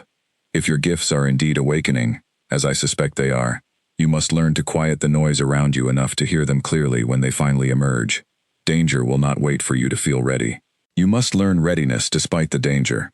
Elira absorbed this guidance seriously, practicing small exercises Ophelia assigned her, moments of stillness scattered throughout her day, deliberate attention paid to her own senses, rather than simply reacting to fear as it arose. Slowly, she began noticing subtle changes she had not registered before, an unusual clarity when she focused closely on sounds within the stronghold, footsteps distinguishable from one another even through thick stone walls, voices carrying farther than seemed physically possible. One afternoon, while practicing her breathing exercises in the quiet study, she found herself suddenly able to hear a conversation happening 2 rooms away, the words indistinct, but the emotional tenor unmistakable. Urgency and anger tangled together in a way that made her open her eyes with a start. Ophelia noticed her sudden alertness immediately. "What did you sense?" the old healer asked, setting aside the scroll she had been reviewing. "I am not certain," Elira admitted, still catching her breath. "I thought I heard voices, somewhere beyond this room, though I could not make out the words clearly." Ophelia's expression sharpened with interest rather than alarm. "This is a promising sign," she said. "Heightened perception of this kind often precedes more significant awakenings within your bloodline. Do not force it, but do not dismiss it either. Continue practicing stillness, and allow whatever comes to arrive in its own time." Elira nodded, though the strange new sensitivity left her unsettled as much as intrigued, one more piece of an identity still taking shape beneath her, unfamiliar and uncertain despite Ophelia's calm reassurance.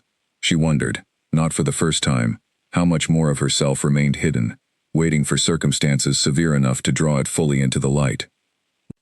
Meanwhile, tension within the council chamber continued escalating.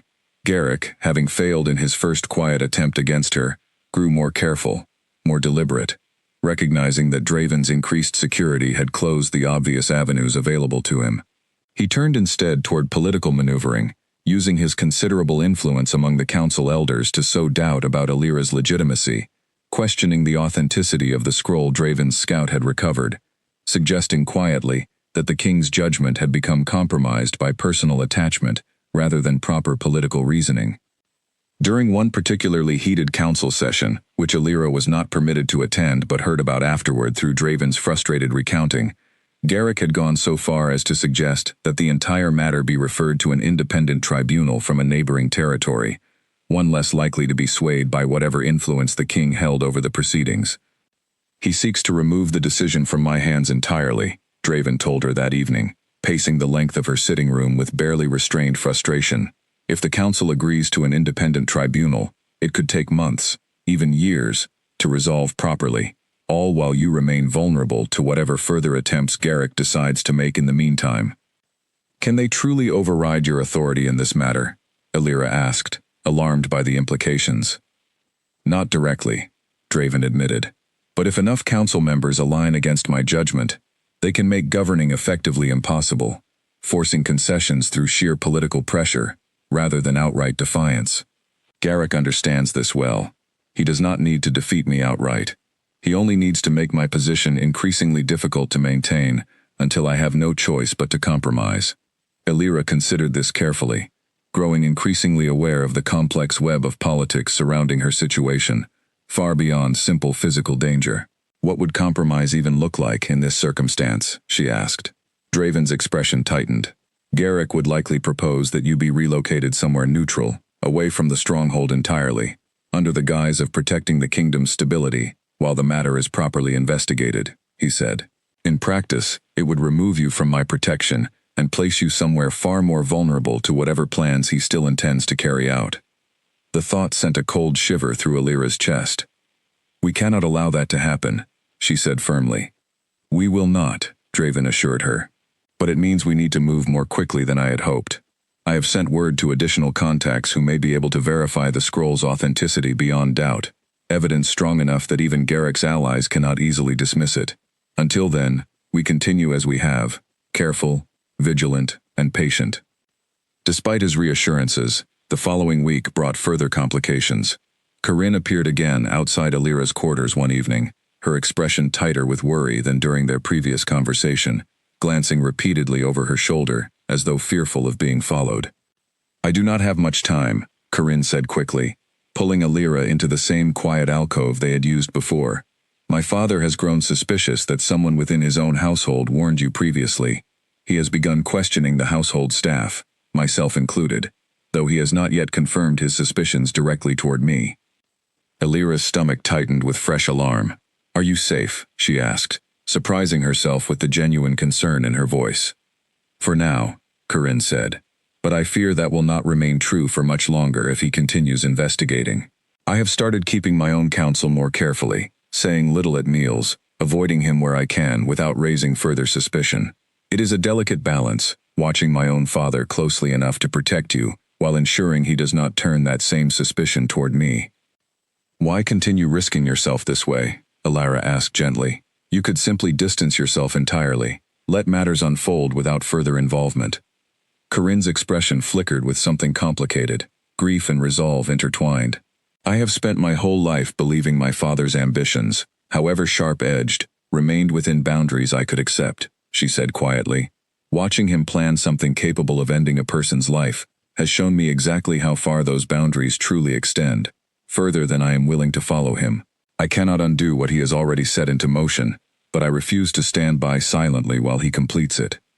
Elira studied her carefully, recognizing the genuine conflict weighing on the other woman despite everything separating them: birth, circumstance, the very political rivalry that had first placed them on opposing sides. I am grateful for your courage, she said sincerely. Whatever comes of this, know that I do not forget the risk you are taking. I wanted to warn you that he has grown desperate, more reckless than before. He has arranged something for the upcoming feast honoring the alliance renewal with the Southern Territories. I do not know precise details, only that he intends for something significant to happen during the gathering, something that will remove you from consideration permanently, while appearing entirely accidental to those in attendance. The feast, Elira repeated, her mind racing. That is only 4 days away. I know, Corinne said grimly. I am sorry I do not have more specific information. My father has grown far more careful about what he shares, even with me, since his suspicions began. But I felt you needed to know, regardless of the risk to myself in telling you. Elira thanked her sincerely, watching as Corinne disappeared quickly back into the shadows of the corridor, clearly desperate not to be seen lingering too long in conversation. She returned to her quarters with her mind spinning through possibilities, uncertain how to prepare for a threat she could not yet fully understand.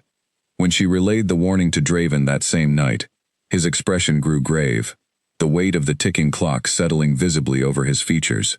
4 days is not much time to identify a threat we cannot yet define, he admitted, but we are not without resources.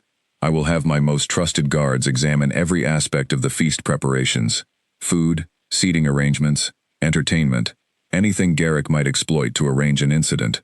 And you, he added, meeting her eyes seriously, you will remain close to me throughout the entire gathering. I do not want you out of my sight for even a moment. Elira nodded, though anxiety continued churning steadily beneath her composed exterior. Do you truly believe we can prevent whatever he intends? She asked quietly. I believe we can try, Draven said honestly. And I believe that whatever Garrick has planned, he has underestimated how carefully we are watching for it now. Forewarned, we stand a far better chance than we would have otherwise. Over the following days, preparations for both the feast and its potential dangers proceeded in careful parallel. Draven's guards quietly inspected every aspect of the gathering's logistics, questioning kitchen staff, examining seating charts, watching for any unusual changes to routine that might signal Garrick's hand at work. Elira continued her lessons with Ophelia, though increasingly, these sessions focused less on history and more on practical awareness, sharpening her senses, teaching her to trust the subtle instincts beginning to stir within her. On the morning of the feast itself, Elira woke early, her nerves stretched thin with anticipation. She dressed carefully in clothing provided for the occasion, simple but elegant, a stark contrast to the rough servant's garments she had worn for years within these same walls. Staring at her reflection, she barely recognized the woman looking back at her, someone caught between two entirely different lives, neither one feeling fully her own just yet. A knock at her door interrupted her thoughts, and she opened it to find Draven waiting, dressed formally for the occasion, his expression carefully composed despite the tension she recognized simmering just beneath the surface. Are you ready? He asked quietly. As ready as I can be, she admitted.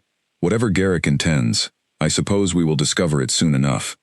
He studied her for a moment, something gentler passing behind his eyes, despite the gravity of the situation.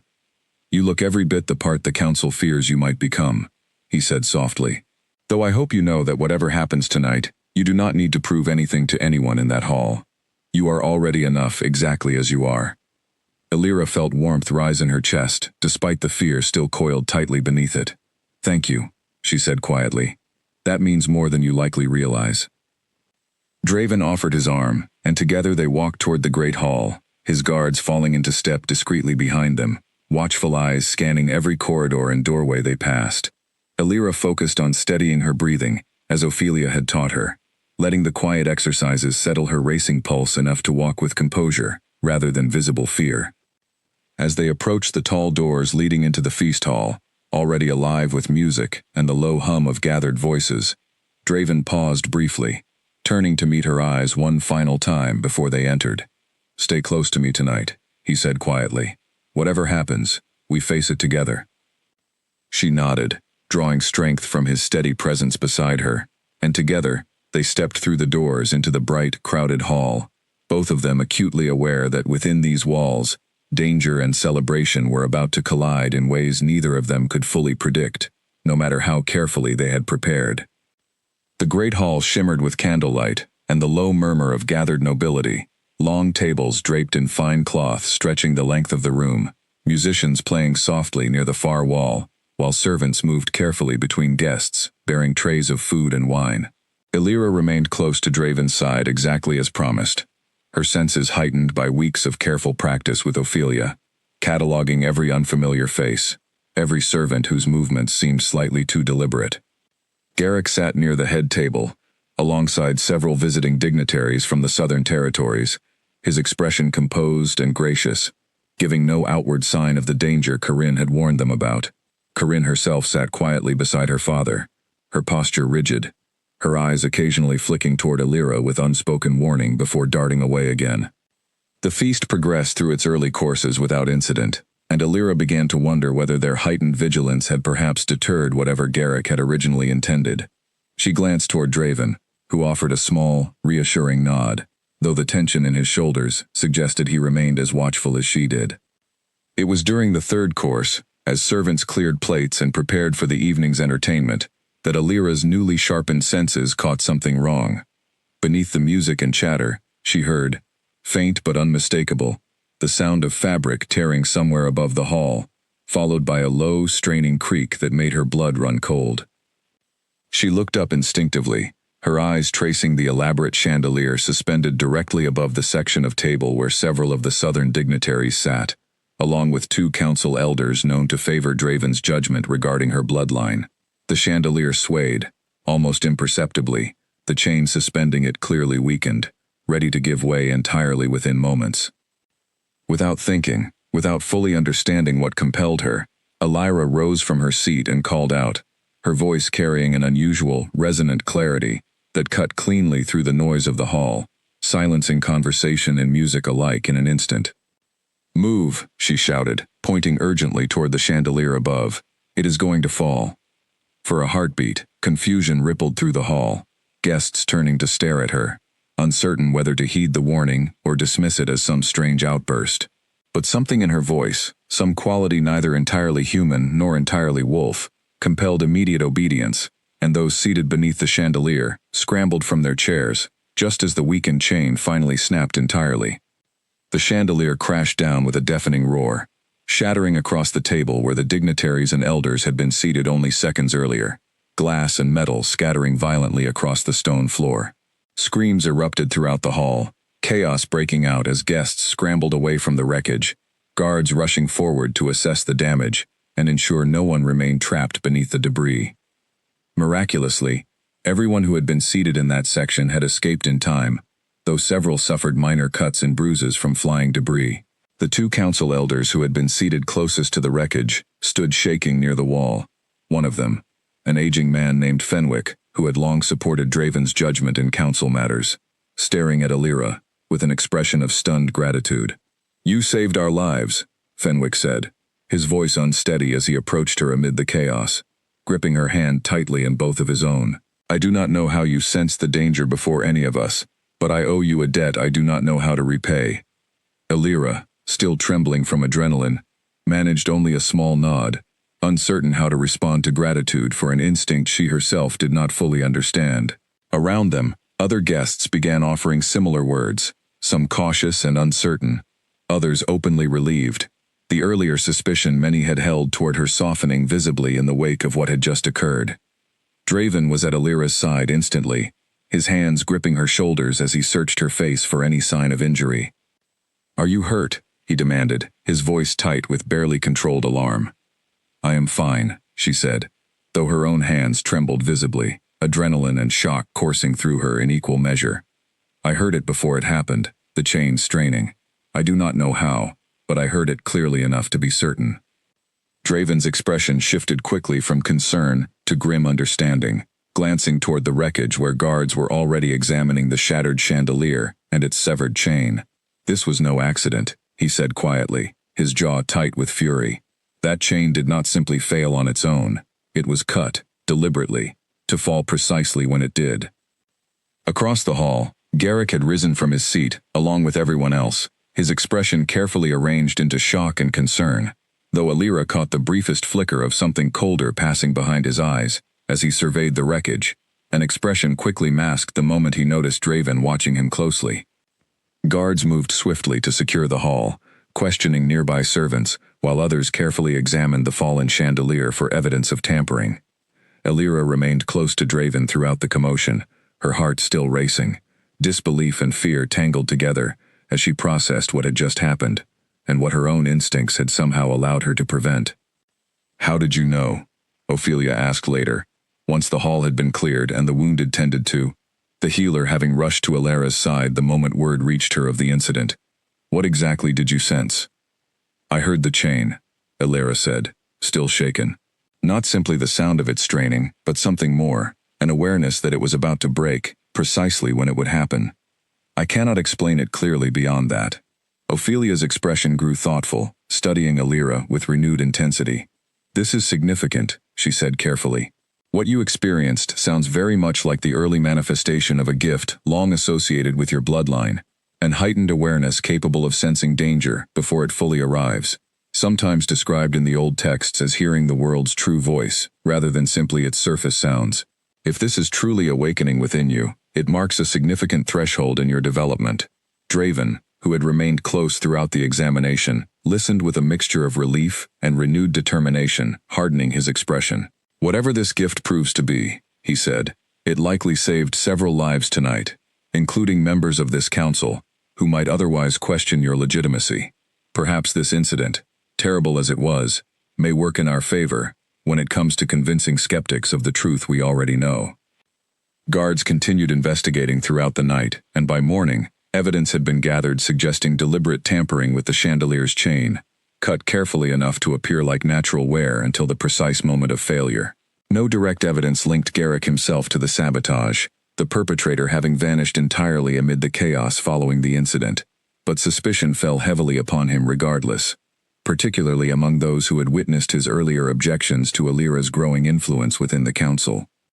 During a hastily convened council session the following day, Draven presented the evidence of tampering clearly, watching carefully as Garrick maintained his composed denial, expressing outrage that anyone would suggest his involvement in something so dangerous, so clearly targeting innocent lives, alongside whatever intended victim the saboteur may have had in mind.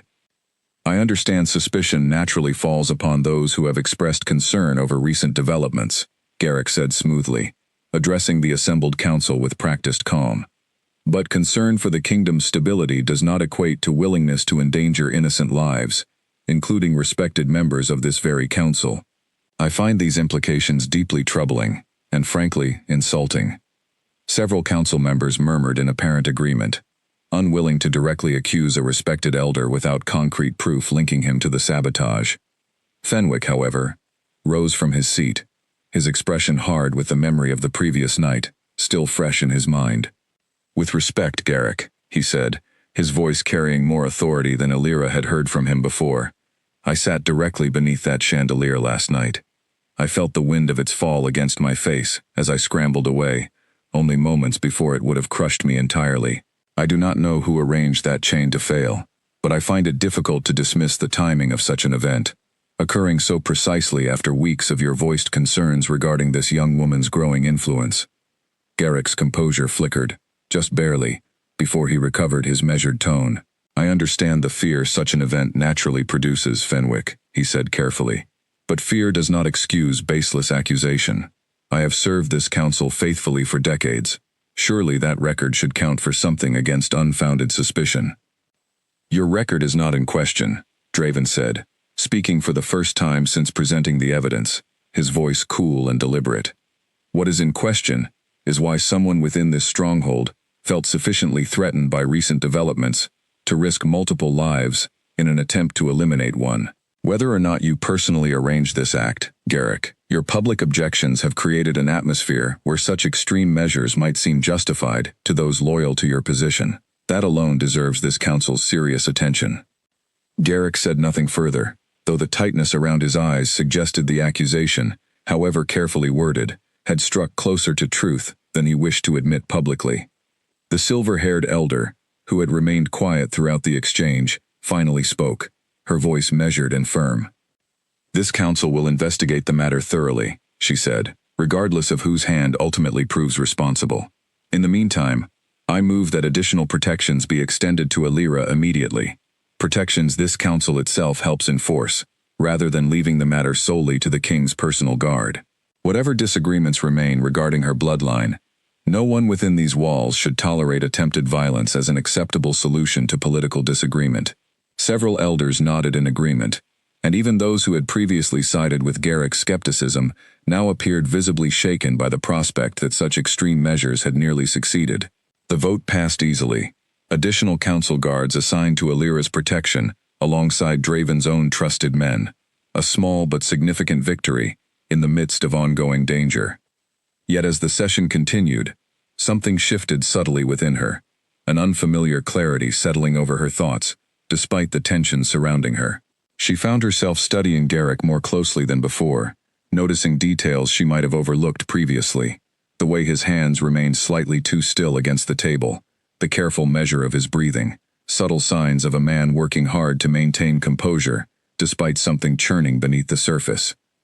She did not yet understand fully what her awakening senses were revealing to her, but she recognized, with growing certainty, that whatever gift had saved lives during the feast the previous night was continuing to develop, revealing truths that words alone could not always capture. Later that evening, sitting alone in her quarters with the events of the past day still weighing heavily on her thoughts, Alira found herself replaying the moment the chandelier gave way, the strange, resonant quality her voice had carried when she called out the warning. It had not felt entirely like her own voice in that instant, something older and steadier moving through her, guiding her instincts with a confidence she had never possessed before. She wondered, staring at her own hands in the candlelight, how much more of this awakening remained ahead of her, and whether she would recognize herself fully once it finished unfolding. Ophelia visited briefly, before retiring for the night, bringing a warm drink, meant to steady her nerves after the shock of the day's events. "You did something remarkable last night," the old healer told her gently. "Do not let the fear of Garrick's ambitions overshadow that. Whatever comes next in your development, you have already proven capable of protecting not only yourself, but others around you as well." Alira accepted the comfort in the words, though sleep remained elusive long after Ophelia departed, her mind circling endlessly between gratitude for the lives spared and fresh anxiety over how much further Garrick might be willing to go, now that his first bold attempt had failed so publicly. And as dangerous as Garrick's ambitions remained, she found herself, for the first time since arriving at the stronghold years earlier, beginning to believe that she possessed the tools necessary, not simply to survive whatever came next, but to actively confront it. A full investigation into the chandelier incident continued over the following week. Guards and council-appointed inspectors working methodically through statements from kitchen staff, maintenance workers, and anyone who had access to the Great Hall in the days leading up to the feast. Alira remained under heavy guard throughout this period, her days divided between careful study with Ophelia and long hours spent waiting anxiously for news of the investigation's progress. The waiting proved almost as difficult as the danger itself. Each morning brought fresh rumors circulating through the stronghold, some suggesting the investigation had already stalled, others insisting Garrick's influence would ensure no evidence ever surfaced strong enough to hold him accountable. Alira tried to focus on her lessons, tried to trust the process Draven had assured her would eventually yield results, but the uncertainty gnawed steadily at her composure, regardless of how many calming exercises Ophelia guided her through. "You must learn patience alongside awareness," Ophelia told her during one particularly tense session, noticing how distracted her student had become. "Justice within a council such as this rarely moves as quickly as we wish it would. Trust that the truth, once uncovered, carries its own weight, regardless of how long it takes to surface fully." Alira nodded, though patience remained difficult to summon fully, while Garrick continued attending council sessions with his usual composed confidence. giving no outward indication that suspicion had settled so heavily upon him. She caught his eye occasionally across crowded hallways, and though he offered nothing beyond polite, distant courtesy, something cold behind his gaze suggested he remained far from finished with his ambitions, regardless of how carefully his first attempt had failed. The breakthrough came unexpectedly, through Corinne herself. Having grown increasingly desperate to distance herself from her father's actions, without directly exposing her own role in previous warnings, she discovered a hidden ledger within Garrick's private study, one detailing payments made to an outside contact, identified only by initials, dated precisely in the days before the feast. Recognizing the danger of removing it herself, she instead alerted one of the council's appointed inspectors to its location, careful to frame the discovery as an anonymous tip, rather than risk her father's suspicion falling directly upon her. The ledger, once recovered and examined by the council's inspectors, proved damning. Cross-referenced against known contacts within the Stronghold's service staff, the payments matched precisely with a maintenance worker who had suddenly resigned and disappeared the morning after the feast, a man whose sudden absence had initially been dismissed as unrelated coincidence. The ledger, once recovered and examined by the council's inspectors, proved damning. Cross-referenced against known contacts within the Stronghold's service staff, the payments matched precisely with a maintenance worker who had suddenly resigned and disappeared the morning after the feast, a man whose sudden absence had initially been dismissed as unrelated coincidence. Guards were dispatched to track the missing worker, and within 2 days, he was located in a small village, several hours south of the Stronghold, living quietly under an assumed name, with money clearly beyond what his previous position would have afforded him. Under careful questioning, he confessed readily, once presented with the evidence already gathered against him, confirming that Garrick's household had approached him weeks earlier, offering substantial payment in exchange for tampering with the chandelier's suspension chain, timed precisely to fail during the feast honoring the Southern Alliance. He further confirmed that Garrick had provided explicit instructions regarding which section of the hall the chandelier needed to fall upon, details that left no ambiguity regarding the intended target. With this confession secured alongside the ledger's financial trail, the council's inspectors possessed evidence strong enough to bring formal charges before the full council, evidence Garrick would find considerably more difficult to dismiss than the circumstantial suspicion that had followed the initial incident. When the evidence was presented before the full council, Garrick's composure finally began to crack under the weight of undeniable proof. The silver-haired elder, examining the ledger herself with careful scrutiny, looked up with an expression of grave disappointment. "This ledger confirms payment to a man now confirmed to have tampered with the chandelier chain," she said, her voice heavy with the seriousness of the accusation. "The dates, the amounts, all correspond precisely with the timeline of the attack. Garrick, I ask you directly now, before this full council, did you arrange this attempt against Alira's life?" Garrick sat in tense silence for a long moment, his eyes flicking briefly toward his daughter, who sat rigid and pale beside him, before finally lowering his gaze to the table before him. The fight seemed to drain from him all at once, decades of careful political maneuvering collapsing under the weight of evidence he could no longer credibly deny. "I acted to protect the stability of this kingdom," he said finally, his voice quieter than Alira had ever heard it, stripped of its usual smooth confidence. "I believed, and still believe, that an unproven claim to ancient bloodlines threatens the careful balance we have maintained for generations. I did not intend for anyone beyond the girl herself to be harmed. The failure of my methods to remain precise does not excuse the necessity I still believe existed behind them." The chamber fell into stunned silence at his admission, several elders exchanging shocked glances, others simply staring at Garrick with expressions ranging from disbelief to quiet fury. Draven, seated at the head of the table, rose slowly to his feet, his expression carved from cold, controlled anger. "You endangered the lives of respected council elders and visiting dignitaries alike, in service of ambitions that had nothing to do with the kingdom's genuine stability," he said, his voice carrying through the chamber with quiet authority. "Whatever justification you believe you held, this council cannot simply overlook an act of attempted violence carried out against one of its own, regardless of her current standing." Garrick said nothing further, his silence itself an admission of guilt beyond what his earlier words had already confirmed. The silver-haired elder called for a vote regarding his immediate removal from the council, and it passed swiftly, nearly unanimous, Several elders who had previously sided with his skepticism now distancing themselves entirely from his actions, unwilling to be associated with attempted violence regardless of the political concerns that had motivated it. As guards moved forward to escort Garrick from the chamber pending further judgment regarding appropriate punishment, Corinne remained seated, her expression a careful mixture of grief and quiet relief. Watching her father's downfall unfold with the weight of complicated emotion, Elira could only partially understand. After the session concluded, Elira found Corinne standing alone near a quiet window overlooking the courtyard, her arms wrapped tightly around herself despite the mild afternoon warmth. Elira approached carefully, uncertain what words might offer any comfort given the circumstances. "I am sorry," Elira said quietly, coming to stand beside her. "I know this cannot be easy, watching your own father face such consequences, regardless of what he attempted against me." Corinne did not look away from the window immediately, her expression distant. "He was not always like this," she said softly. "Ambitious, certainly, but I remember a time when his ambitions served genuine care for this kingdom, rather than simply his own advancement. I do not know precisely when that shifted, or whether I simply failed to notice it happening around me." "You made the right choice, coming forward," Elira said gently.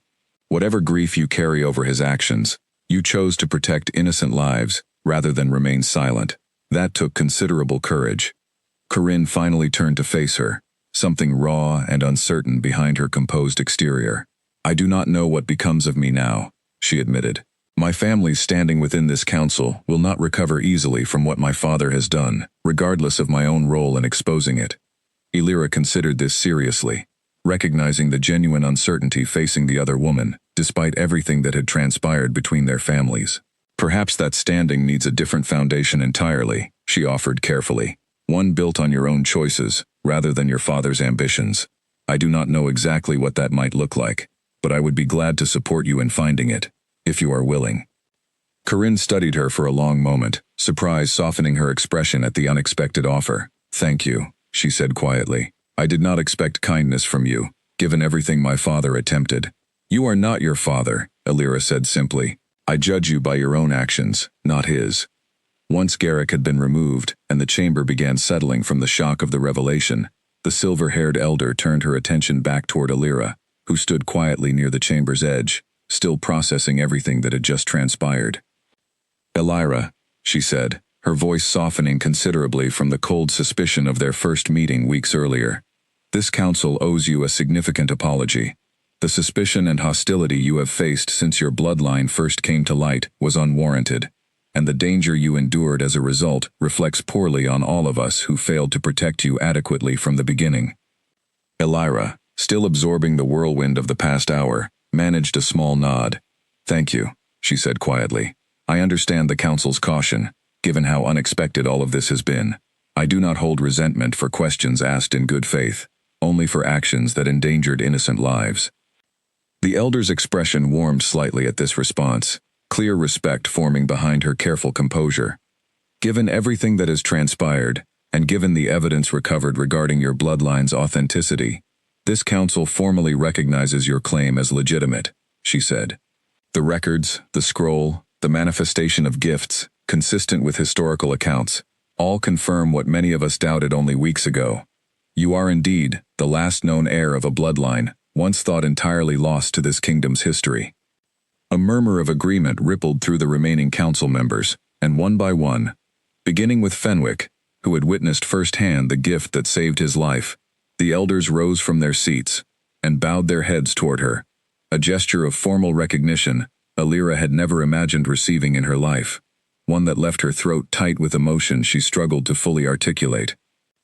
Draven watched the scene unfold, with quiet pride evident in his expression, though his eyes remained fixed primarily on Elira herself, gauging her reaction to this sudden, overwhelming shift in her circumstances.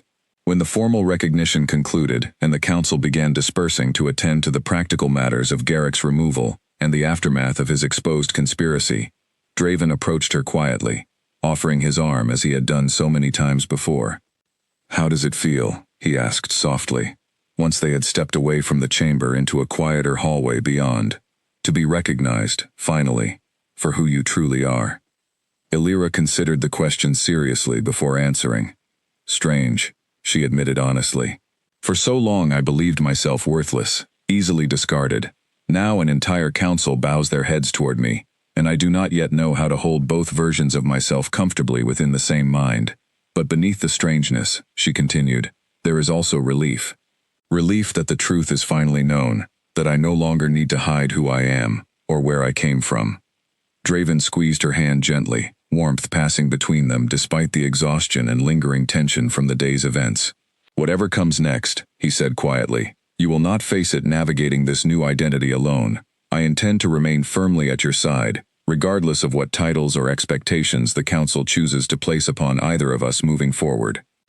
Elira met his eyes, something steady and certain passing between them, an unspoken understanding that had been building slowly since that first afternoon in the servants' corridor, when a simple lullaby had changed the course of both their lives entirely. Whatever challenges still remained ahead, whatever adjustments awaited her as she stepped fully into an identity she had never imagined possessing, she felt, for the first time in longer than she could remember, genuinely hopeful about the future unfolding before her.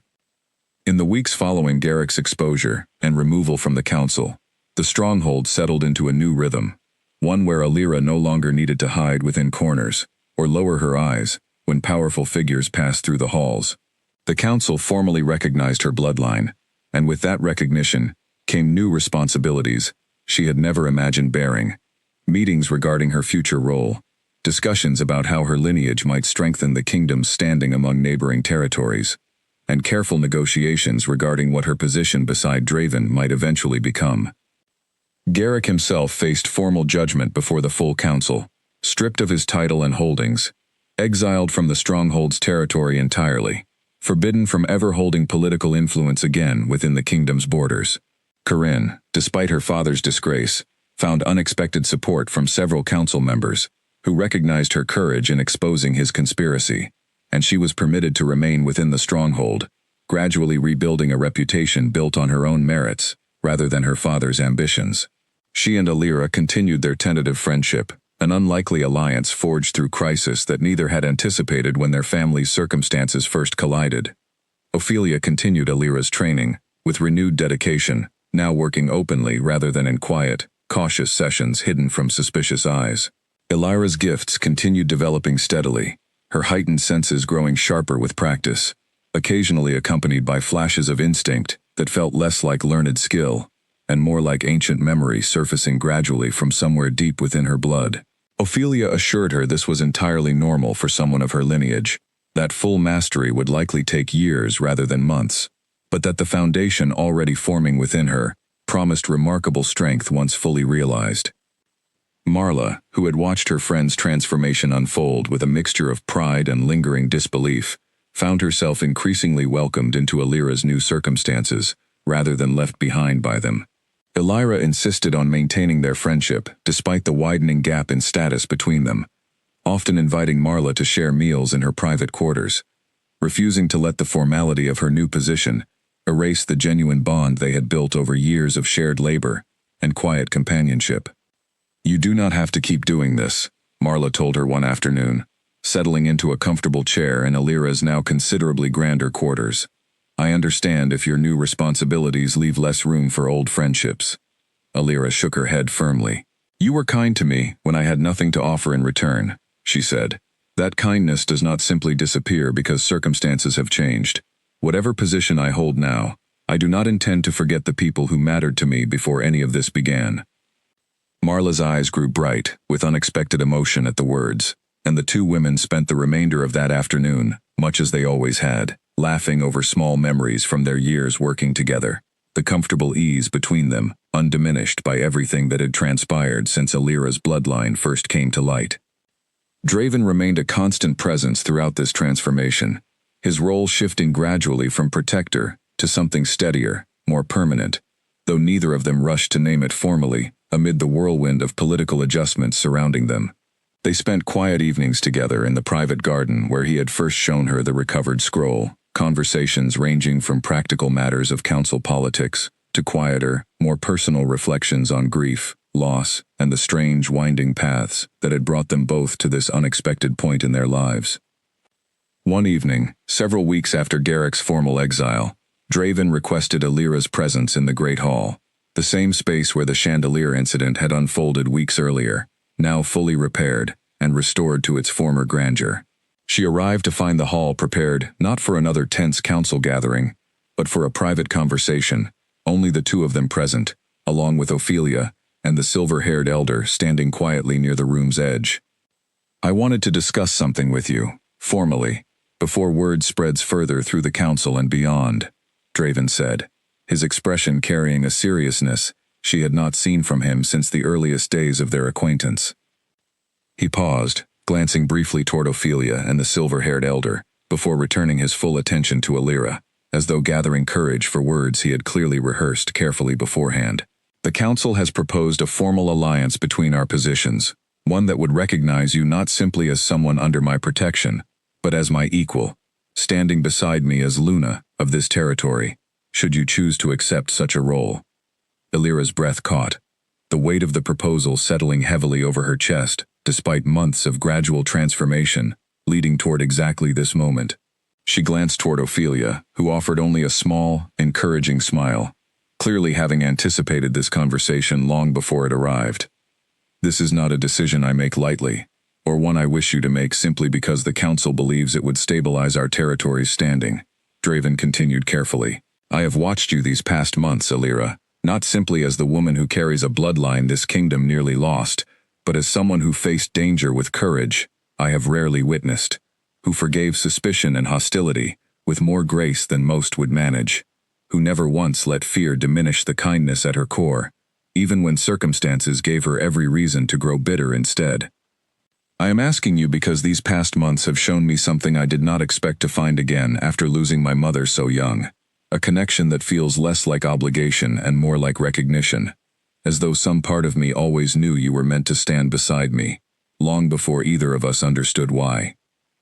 Alira felt tears gathering at the corners of her eyes, emotion overwhelming her as she considered everything that had led to this moment, the fear and uncertainty of her early days, scrubbing floors in these very halls, the grief of learning her mother's hidden sacrifices, the danger she had faced and somehow survived, and now, standing before her, a man offering not simply position or protection, but genuine partnership built on months of shared trust and growing affection.